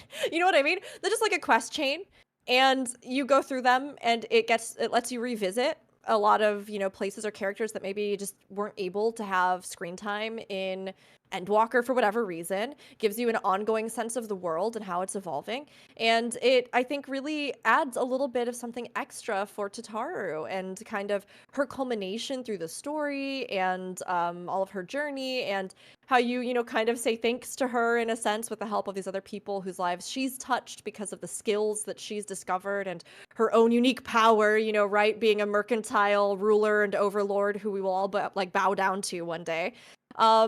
But I really liked that, and I get the impression that they I mean, she says, I will undoubtedly be back around at the end, where she's like, I'm not going to let you get away that easily. So I have no doubt that we'll see her again. But it definitely feels like she, interestingly enough, after Minfilia's passing, was kind of the scions in a sense, right? Like, as far as like their coordinating background, kind of cohesive, funding us, all the kind of more organization aspect of the scions. And with the scions technically disbanding, even though we know a bunch of them are coming with us and all this other stuff, it seems like at this point maybe they are kind of letting her take a back seat and maybe letting some of that stuff kind of, have its own resolution and where she'll still be in the world, but she's not going to be somebody that we are like heavily interacting with for every expansion. It's like she went from like Walmart greeter to like the manager of her own like Target store or something like that. She's like, I'm gonna do this as myself, but also I'm in charge over here. Yeah. So I really liked it. I thought the final culmination was a really sweet story. I liked a lot of the little story vignettes along the way. The Four Lords is my favorite. But this last one I thought had some beautiful discussion about, culture and people. And as some folks were saying in my chat, like, the experience of being diaspora, like, and I really think, again, it's like those stories they don't have to tell, but that they do in 14. And I cried. I cried at the end. I thought it was so sweet. Tataru gets her mom's necklace. And I thought out of all the stuff we got this patch, the reward for it was very nice. We got a barding and, what was the other? It's a barding and, a framer's kit. A framer's kit. Framer's kit was nice. I felt a little baited with the reward. Because when you start this final quest, you're like, oh, we're going to go over to the studium and talk about, like, uniforms and stuff. And traditionally, Tataru has given us, like, a new, like, full set of clothes right at the end of an expansion.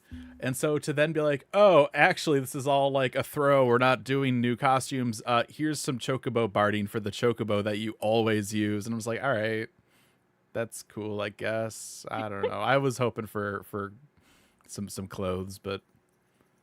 That's all right. We still got something in the framer's kit is nice, so. Yeah, and technically she already gave us clothes.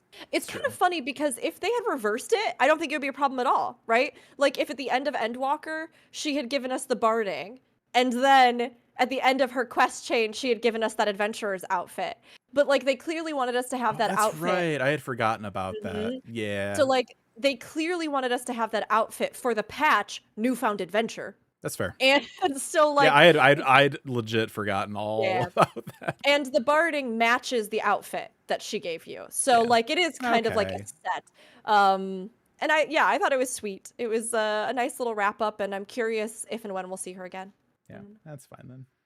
Fornax, Griswald, did you do the Tataru? Fornax? No, but I have a theory. I have a theory that she will actually be the power behind the Warmonger. She has cast her mercantile eye across the deeps, and she sees the resources in the new world, and she is going to be the power behind the throne. Yeah, Capitalism. like a whole villain arc for her.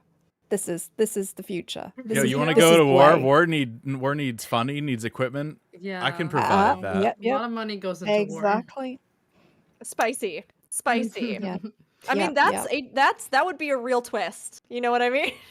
And then the white chick at the top of the key art has her own Etsy store, and she's getting like really furious about it, and they just go into like mercantile wars. No.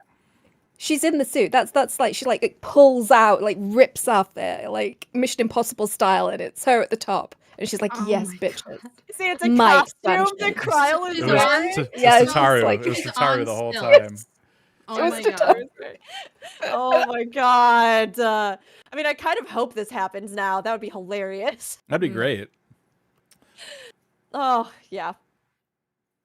Well, despite having not played the most recent iteration of Tataru's Grand Endeavor, I always felt like she's done a lot, and was in a similar place to Kryl in that there's a lot of back work being done behind the scenes. And Tataru was the OG. In regards to that.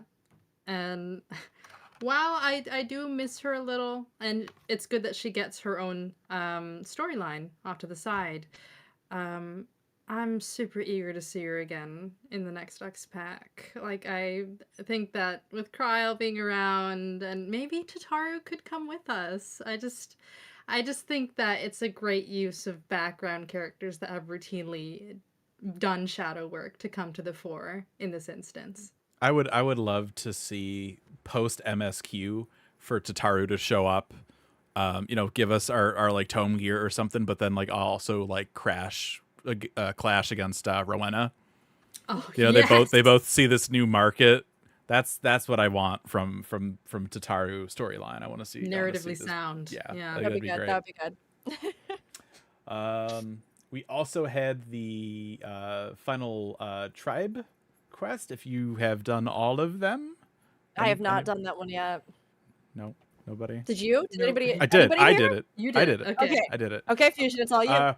It was fun. It was a funny little romp. There's a race in Ultima Thule with everybody. So like there's hippo carts. There's like the dudes on the mech from the Final Days dungeon. There's the final boss from that dungeon, the divinity or whatever, with the guy riding it around. And then you compete in your little weird flying robot rabbit thing.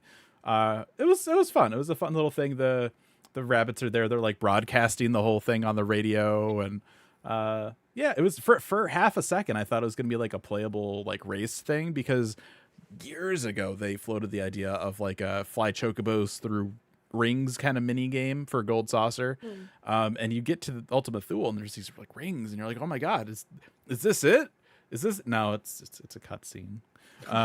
They do give you a couple options towards the end though, which was nice. But yeah, it was a nice little quest. You get there's a lollihop emote, I think is what it was called at the end of that. So yeah, it was cool. Check it out if you haven't, and if don't forget to, you get framers kits from all the tribe quests, including like ones from expansions ago. So if you're sitting on a bunch of currency from doing those, go back and grab the framers kits for all of them. Oh, and the trophy. I forgot all about the trophy. Yeah, you get a little trophy. It's got like an elephant and a carrot and some kind of weird Omnicron strand of whatever that is. There was also a really cool like little like Lopperit radio that they showed for like the runners up. Got this. I'm like, I also want that. How is that not a new item? So hopefully they'll add that in the future. After that is Island Sanctuary. Did anyone finish Island Sanctuary? No, but I've heard things. I've heard things. I've heard too. things. You're gonna hear Yeah. you're gonna hear some things. Yeah. Oh. All right. Square Enix. If you complete all of Island Sanctuary, you put in the time, you build up your island, you do all the quests, right? The last couple of quests that you get for the culminating ranks for each patch, you're like, oh, here's like this glamour. Here's like, there's some watches on the glamour, which are cool. They're not wrist pieces, which is weird. We've had like, I think the yokai watch was the only like actual watch we've had that had a wrist placement. So getting these watches is cool, but like, why aren't they wrist pieces? That's weird. So then you think, well, surely the final reward for doing everything in Island Sanctuary must be at least a decent island glamour. No. Ladies and gentlemen, pardon my French, the reward they give you is 6 fucking pieces of cheese. Wow. Square Enix, ladies and gentlemen. This is like, for me, this is like the perfect summation of all of my problems with Endwalker and 6.x. Oh, we're going to have you do all this cool stuff. Here's some cheese. At least it's HQ cheese. I don't like, it's so, oh my gosh. What? And then on top of that, there's basically some text towards the end that's like, cool, well, that's Island Sanctuary. Do whatever you want here. We're kind of like, that's it. They just wrap up the content. Like, I feel like this as a replacement for something like field operations, we got more use out of field operations than we did with Island Sanctuary. So it's, and as somebody that like really missed this expansion, that's like, it sucks. Like, cheese? Are you kidding me? It's just, oh my god. I'm baffled that someone was like, yeah, we'll approve this. This looks good. They're already getting a barding and a mount from other stuff this patch. We'll just give them cheese. And like, wasn't there like a vague implication that they were like, "Hey, we're not gonna do anything else with this"? Yeah, yeah. Here's some cheese. They're like, and it doesn't have anything to do with anything. Like the like Euless and some people from Garlemald come over, and like the funniest part is that like during I was doing these quests, it was like pouring on my island. So like, we've come to have a vacation, and everybody's wet. And it's just like, and then they end up like just working on your island, and then they're like, oh, we forgot to bring something for you, sorry. And then like the thing ends and you just get 6 pieces of Garlean cheese. Cool. They didn't add another tier of like rewards to the No, reward there's nothing. center or anything. All you get is a quest and 6 pieces of cheese. Thank you for doing all of Island Sanctuary. In English, in England, if you say something, it's like you say it's hard cheese. It means that you're shut out of luck. Hard cheese, mate. That is literally a thing. I feel like they're telling you something. I know the localization team are really good, and there's a lot of Brits on the team, so fucking hard cheese, dude. Yeah. That's wonderful. Sorry. Yeah. I love the idea of them. A friend of mine, they were away. I had to look after their I had to go onto their island every day to water all their shit and feed all their animals. She is going to be absolutely gutted. Oh God, the conversations we're going to have. I swear, I love you guys. Like, you've had some really cool rewards before. Cheese? Like, what was going through your mind, quest person? Oh my gosh. Cheese. And, you know, it's because they set a precedent for usually giving us such like decent items that like when they break habit, it's so much more noticeable. Yeah. Like if they had just given us like cherries and potatoes as crust rewards for Island Sanctuary since its inception, we would have been like, oh, bet, sweet cheese, you know? But And the narrative part of it is so great too, because like you have people visiting your island from Garlemald, and then they acknowledge, "Oh yeah, sorry, we didn't think to bring you anything," and then the reward window's like, "Have some cheese." Julius just reaches into his pocket and pulls out cheese. I didn't bring you anything. Thanks for letting us vacation here. I have some I cheese. have some pocket cheese. Do you want that? Pocket cheese. Also, Chris, I love you so much, but like for sure, no human being would have even made it to the point if the rewards they had given us from the start were like, here's 3 cherries, here's 2. If no human being would be like, oh, bet, cheese. At least something like cherries or apples would have been a funny little Animal Crossing nod or something. But no, 6 pieces of cheese. I mean, this is a big thing for me. Okay, I will say this. We've talked a lot about Island Sanctuary over the course of its journey. And I do want to say, because for all that we've offered feedback about it, I love the idea of Island Sanctuary. Like, I'm not even joking. When they announced it, I was genuinely excited. Like, yeah. I was so excited about this content because I was like, this is something I haven't seen in many MMOs. I think this is absolutely keying in on something that is like a repetitive gameplay process that people could get really engaged with and have fun with from like a casual standpoint. If we're comparing it to things like actual farm sims that have, you know, like a lot of different mechanics and things you unlock and systems that you build on and improvements that you make and all kinds of things that you find and craft and gather and like new creatures that you unlock that have an impact on stuff that you're doing. And like, there's a lot of potential there. And it went out with like a little sad fart at the end. Yeah. I like that. My warrior of light is lactose intolerant. They fed me a cheese. Little cheesy fart at the end. And it's just like, it makes me so sad especially because they put that extra thing at the end that's just like, well, that's it, I guess. Good job. And I just want to like shake them because I'm like, you could just keep this and you could add new systems to it periodically. You know, you could add a whole slew of new recipes. You could revamp a part of the farming system. You could do the thing I've been begging them to do since the beginning, which is like, please just integrate the chocobo breeding system you already have in this game and do something with it where like you can have your chocobos in a pasture and breed lineages of them, and then maybe you would even have more use for your chocobo for those bardings that you got from Tataru's Grand Endeavor. If like you could breed a special chocobo that had a special ability that would have extra use for you in the open world over other mounts or something, like just anything. And at this point, the amount of hours it takes you to get to that top rank, like, you can absolutely just sit back and automate it all. You can only pop in to run an automated system and then, like, get a bit of experience and just do that for a million years and then get to rank 20. Every 2 weeks you pop in, and that's the content. Yeah, I mean, like, but if you want to actively engage with it, the way that you actively engage with it is that you just run around in circles and click on nodes. And there's like no other sense of discovery or anything with that. So it's just like, I really love the concept. And I do also love that they let you start decorating the island. But like, why is there not some kind of big reward at rank 20? So here's the problem I have with it, right? There's the idea that this and Criterion Dungeons is kind of what replaced Field Ops resource-wise, right? People are still doing Eureka. People are still going into Baldessian Arsenal and stuff.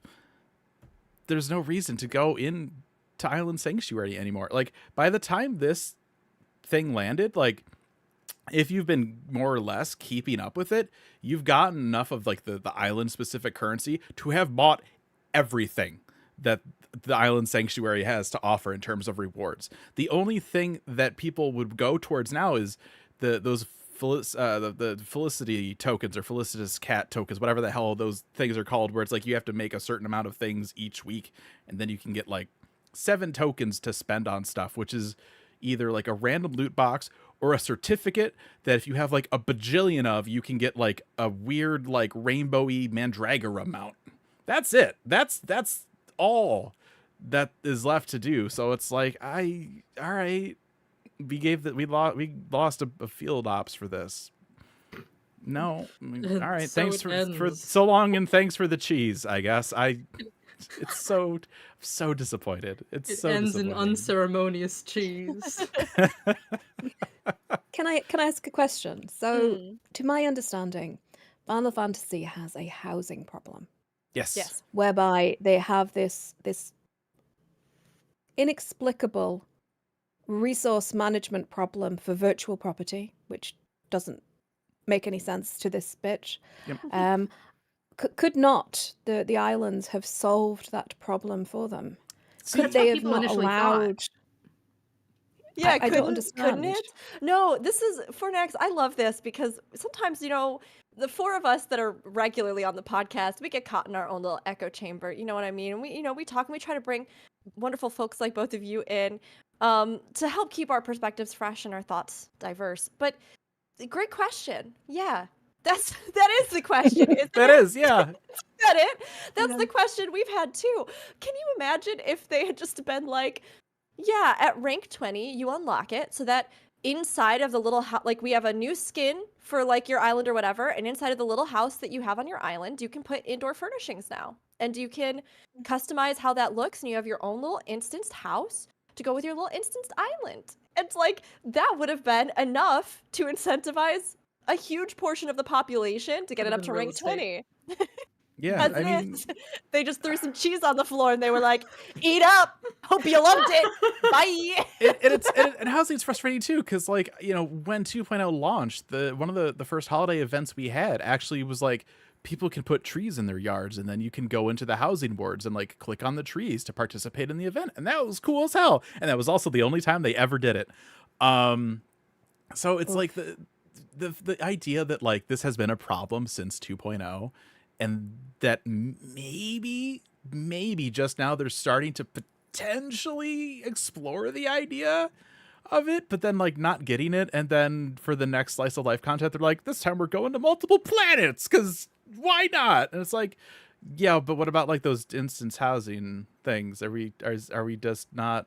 No, we're still just gonna be stupid about that. Okay, cool. It's frustrating. And like after 10 years, like I finally got like a large plot, which was it sucks because I've had mediums and then I've server transferred and I had to get a house all over again, and it's a whole damn thing. And then I got the large, and then I'm like reading up on some housing stuff and like what's some cool ways to do it, and they're like, also, by the way, the ward that you bought a plot in is also the worst ward, and the direction your house is facing is the worst for lighting. And it's just like, why? Like Kugane has like a whole bunch of like little islands and shit. We have our own private island now. Stick a house on an island. I don't care if anyone else can visit it or not. Final Fantasy XI gives everybody a room to customize. Every player. You don't have to pay anything extra for it. Meanwhile, the new and improved Final Fantasy MMO, okay, like what? It doesn't make any sense. It doesn't make any sense. And I wished they would do something about it. But as it is right now, they have a system that kind of works. It sucks for availability, and they're just continuing on with that instead of trying to do something new, which at this point, if they don't announce any plans to do instance housing within Dawn Trail's dev cycle, I don't think we're ever going to get it. Oh, I don't know. I think the It's only other been so opportunity would be once they actually get the cloud server system in place. Could I be. think once they get that in place, if they decide to use that to help scale for something like instance housing, then that would be like a direct result of that change, right? But it is strange because technically everybody can have an island, and it seems as though the servers have been okay with that. And they can also store data for outdoor furnishings that are on the island. So They're it's one of so those close. things where it's They're just right like, there. yeah, Just it's take like, one more step. you're like literally this close to it. Like I don't know what would be so different with the indoor furnishing. I'm saying that as somebody use on the the outside, cheese-fueled fart to propel yourselves one step forward to give us instance housing. You're right there, Square. I don't know. We'll see. It was unfortunate. It's a bummer that I don't think Island Sanctuary lived up to what it could have been. I still really like the concept. I still think they have something there that they could expand on if they want, but Yeah. I don't know if they will. I have no idea. We'll see, I guess. Yeah. Fingers crossed. I think that's it. That's the patch. Is there anything else? A couple little updates here and there. New housing items, there's a handful of those. They're fine. I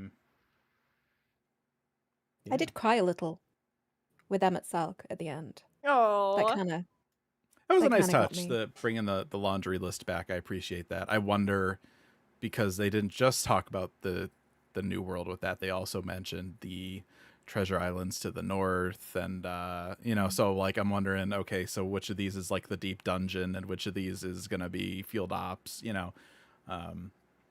so I mean they didn't just list that stuff because they're like, here's some fun little things in the world. They're like, here's what's coming, this is what we are developing. So as chat has reminded us, one of the really important things that came with 6.55 was the squape lamp. The square grape lamps. Very important. That's a Very thing that crucial. exists. Yeah. Yeah. But only if you have a house or an island. I Yeah, guess there you it go. is an outdoor item, so you can use it on your now irrelevant island sanctuary. You can. I, Well, I- you eat your I am a cheap cheese. ass bitch. Yeah. I'm a cheap ass bitch. I have a house in my guild hall, my guild house, Mhm. So That's one good though. tiny I'm gonna put a squape lamp on my island and just sit under it with my cheese and eat my cheese. There you go. Do it. Do it. Do it. I guess my question for everybody would be, did patch 6.55 make you more excited for Dawn Trail? Are you still about the same? Are you less excited? Where's your excitement for Dawn Trail? I'll start with Fornax. God damn. I am not an excitable human being. I honestly, if I could muster, the day I got married, I wasn't as happy as you seeing that cat girl. Okay, so I sorry, darling, if you're watching this, but shit, husband under the bus. Yeah, no, I'm really I'm really looking forward to it. I'm really. I think they ended Endwalker with a really satisfying, really emotionally satisfying ending, and I trust them in terms of the narrative. I mean, they've fucked up shit. I'm not saying that the house is perfect. This is not the ideal Holmes exhibition, but I trust them with the story, and I think they're going to lead us on a grand narrative. And I think they really want to. They really want to give us this extraordinary story, and I feel like maybe these are the first steps onto another extraordinary arc like we had. And I'm just, yeah, I'm very hopeful and looking forward to exploring the new world. So sorry. I have to, as a musical theater nerd, I have to call out the Cats reference that has just been made in the chat. In the lamplight, the withered cheese collects at my feet. And I'm so sorry. I saw it and I couldn't resist. Funnily enough, my own cat has actually come to say hello at the exact same time. But thank you for that. That was hilarious. Next, thank you too for your thoughts because I agree. I mean, the thing is that we've all been through a variety of different times in the game's story, right? And there are different parts of the story that speak differently to everyone. But one thing that's always true is that the scope and scale of this narrative, the details that they work in, it is unlike almost any other MMO that exists. And yeah, I agree. Like with new writers and the new team and everything else, Nishikawa still overseeing stuff. There's a lot of trust to put into them for all the incredible journeys that we've had so far. And I think the highs are just like so high and so amazing that like even when they are at their lowest lows, it's still like usually way better than almost anything. So it's like yeah, no, I feel that.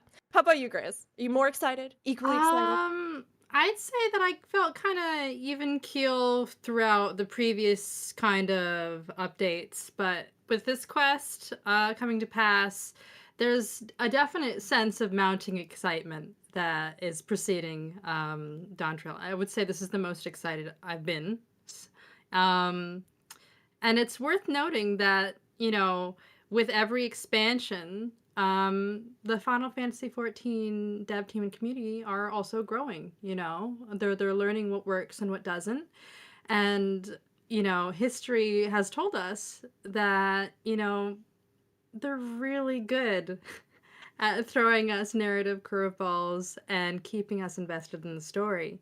And they never tell us more than just like maybe even hinting towards 20%, maybe even less for X-Packs when they do drop them initially. So I'm of the same mind. They've proven to be wonderful at what they do, and the story is going to be a treat. So I'm ready. Can't believe we're waiting like what, 6 months? Like it's just, At least. It's so long. oh God. How about you, Fusion? Oh God. You're gonna be the little stinky 6 pieces of cheese at the end of it. Yeah. No. Look. I'm gonna go after you, so don't worry. I'll bring it back. Yeah, I'll make a whole sandwich out of the thank cheese. Thank you for that. Just a nice big stinky shit cheese sandwich. Look, Endwalker fell flat for me. 6.x was a lazy. I would say uninspired, but that's a lie because they copy pasted everything from 4. It just nothing clicked for me.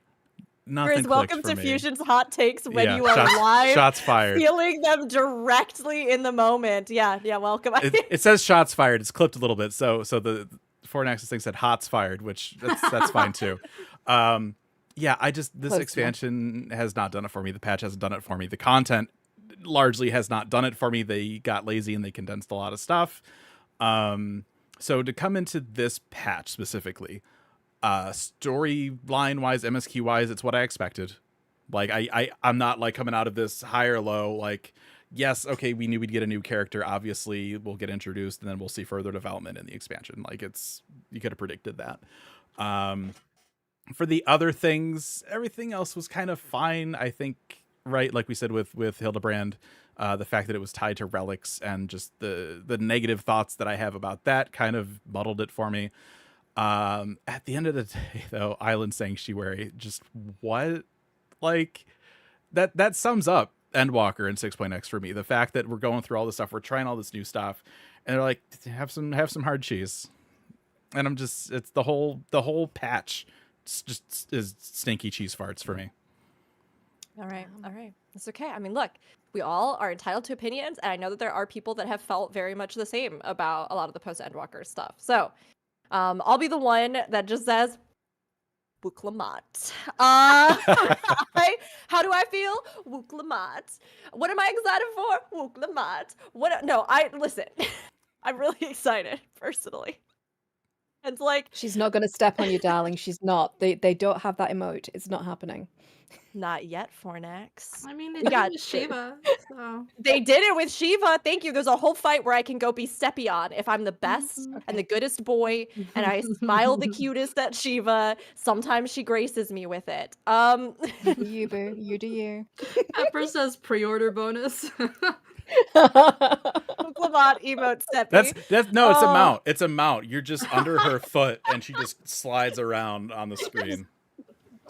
Pay the amount of money it costs for that statue with the single-use emote code for that. You get more value for it, at least. I would get stepped on so much. You might save some money. get The my last money's expansion cost less than the statue. I've got this image in my mind of her with those like hams that she's eating, and it's just Rook's character who's just taking bites. Please and thank you. Take a bite out of me, Wook-Lamont.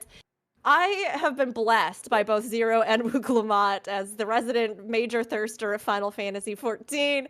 Honestly, I think I did. I came through a lot of the story content, at least, feeling differently than not all folks. I mean, obviously, Fornax, you're over here like, this is amazing. And, you know, Grizz as well, like, you've had your critiques, but there have also been parts that I know that you've really enjoyed. And, you know, even with our regular co-hosts, right? Zen has been really on board with a lot of the quests like I have. And I really did enjoy largely the culmination of the Point X story.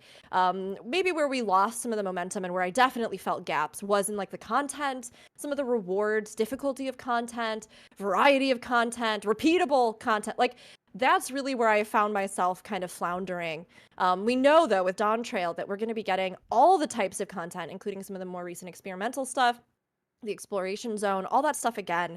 And I think for me, I didn't realize how much I needed 0.55 because, like, I was excited coming out of the fan fests, but there, you know, the announcements were largely expected, minus the 2 die channels, which still, really, I'm very excited about. Really looking forward to that. Thank you, Square Enix. But, like, everything else is pretty expected.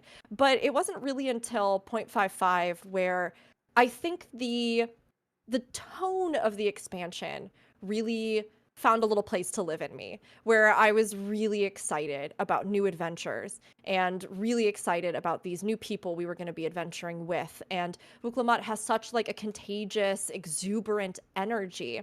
And it reminded me a lot of how I felt like when I was first setting foot in a new world and when I first started playing Final Fantasy XIV.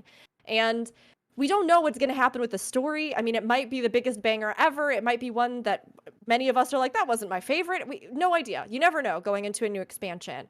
But I think I just feel that optimism and excitement and hope for a new adventure, new characters.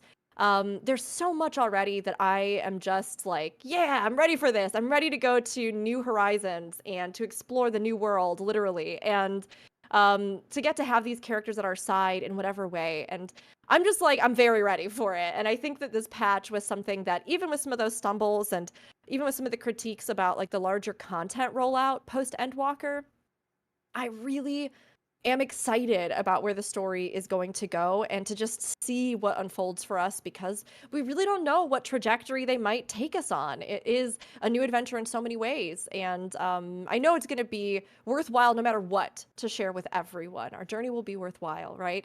And I'm sure we'll have a lot of thoughts about it ourselves as we come out of it. But I'm just like feeling really refreshed and rejuvenated and ready to be swept off my feet by powerful Hrothgar Queen. So that's me.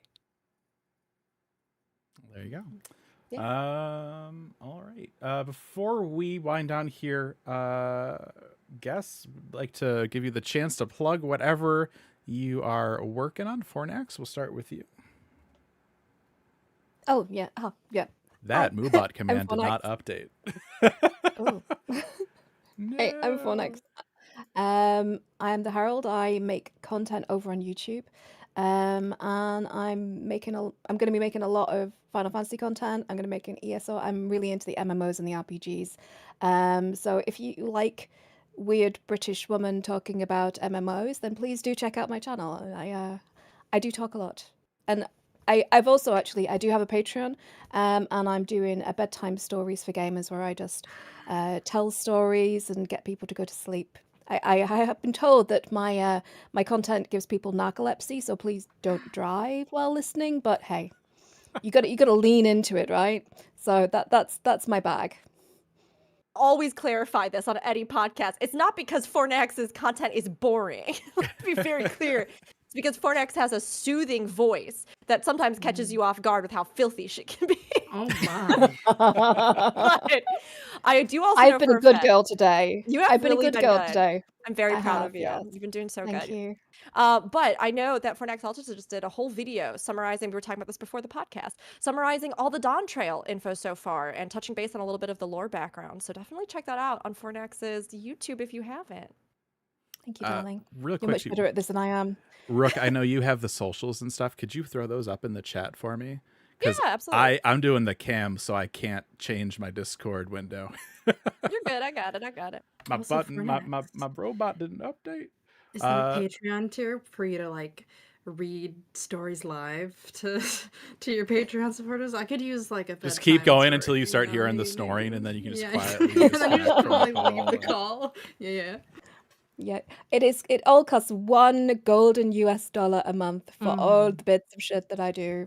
It's totally not worth it, but you'd be better with Netflix, to be honest. But hey, It's worth it. look, Don't you I'm dare here say and that. I'm trying. 100% worth it. Sell yourself. Go. Everybody pay $1 USD. Get Fornax's bedtime stories. It's worth it. It's better value than that statue. Oh, damn. Yeah, Where's you my could just shots fired tape button? it all in the air. Yep, there it is. Yep. There it is. Grizz, what about you? What's going on with you? Where can people find you? What am I doing? Where am I? I'm at drgriswold.card.co as my landing page. I have a Twitch, I have a Patreon, I have an Instagram, I have Twitter. Everything's there. The commission page along with my portfolio is there. Please consider come working with me. I love to work with people on their Final Fantasy characters and other stuff like tabletop. You know, your imagination's the limit. Also, this is a bit premature, but I am working on an art book that's just kind of like a compendium of all the final, because you guys have been crazy about commissioning me over the past 8 years. So this isn't even all the commissions from like 2019 to 2023. This is just Final Fantasy commissions. Wow. It's an incredible 14 art book, honestly. It's gorgeous. So that's in the works. I post updates occasionally on social media. But yeah, other than that, I'm just a freelance illustrator. Please come draw with me. Incredibly talented freelance illustrator. Thank you. Incredibly Very much. talented. Ridiculously talented. Unbelievably talented. Absolutely. Everybody, please, like, no joke. I met Grizz years ago because I commissioned a comm of my Final Fantasy XIV character because I was so obsessed with Grizz's art the moment I saw it that I was just like, if I do not get a commission, I will probably die. So I didn't die because I did commission them. And it was worth it. It was one of the best like commission processes I had ever done. Grizz has like a genuine love of 14 and 14's world and characters and like bringing characters to life for people. So like, please go check it out, commission, message, because it was like amazing. And I'm so glad we've gotten to know each other more even since then. Because like, my God, yes, incredibly talented, but also very, very passionate about 14. So be sure to keep an eye out for that art book when it happens and get a comm because like it's really good art. Also, I'm super friendly. Come message me. Yeah. All right. For me, you can find me on the internet at Raffledurg, RFLDRG on everything except for YouTube. There was another Raffledurg, so I'm Raffledurg X, the most creative secondary name handle a person that's been playing an MMO could ever think of. There's just an X at the end. I've never done that anywhere in anything else ever in the history of the world. How Elon of you, darling. Oh, now I hate it. Now I like, ooh. No. I take it back. I take it back. How could you though? Like, it's Gosh. out in the ether now. Oh no. I'm so sorry, Fusion. You've been cursed this day. And I this is did the it- I last did time it you've been seeing me first. on this show. Thanks for having me, guys. It's been great. Oh my gosh. Yeah, so that's where you can find me. Rook, how about you? Hey, I'm Rooker Rookery. You can find me over on my Twitch at Rookery. That's ROOKURI. You can also find me on YouTube at the same, and I promise YouTube videos will be going up soon. We had a little bit of break over the holidays and the tail end of the year while I was doing some other stuff, and our editor had some real life things, but there will be more content going up there. And if you're curious about live plays, reactions, or just a lot of crying throughout the entirety of Endwalker, you can go find that all over there. You can also find me on Twitter at Rookery_. And if I'm not on my own Twitch channel doing something live, if there aren't videos going up on YouTube, or if I'm not on this podcast or the Lightbringers podcast that I do with the Crichton Herald, aka Fornax, then I'm probably shoutcasting, hosting, or doing a variety of events in the scene. I am so excited for Dawn Trail as well because of all of the new world races that we'll have and future things, hopefully with PvP and everything else. So keep an eye out, and I'll always try to let everybody know what I'm doing and where you can find me. All right. And then, of course, if you want to reach us just as like general, like the show or like the website, you can email us, aetheryteradio@gamerscape.com. You can find us on X and Blue Sky at Aetheryte Radio. And, of course, you can find us as Gamer Escape on X, Blue Sky, Facebook, Twitch, YouTube, obviously, and discord.gg/Gamer Escape if you want to join in on any of the conversations that we have over there. And that's it for that. All right, I got to get real for a second, everybody. Oh, God. Everybody knows here. So this is, if you have listened to the podcast in the last, when did Endwalker come out? The last couple of years, I didn't like Endwalker. I didn't like 6.x even more.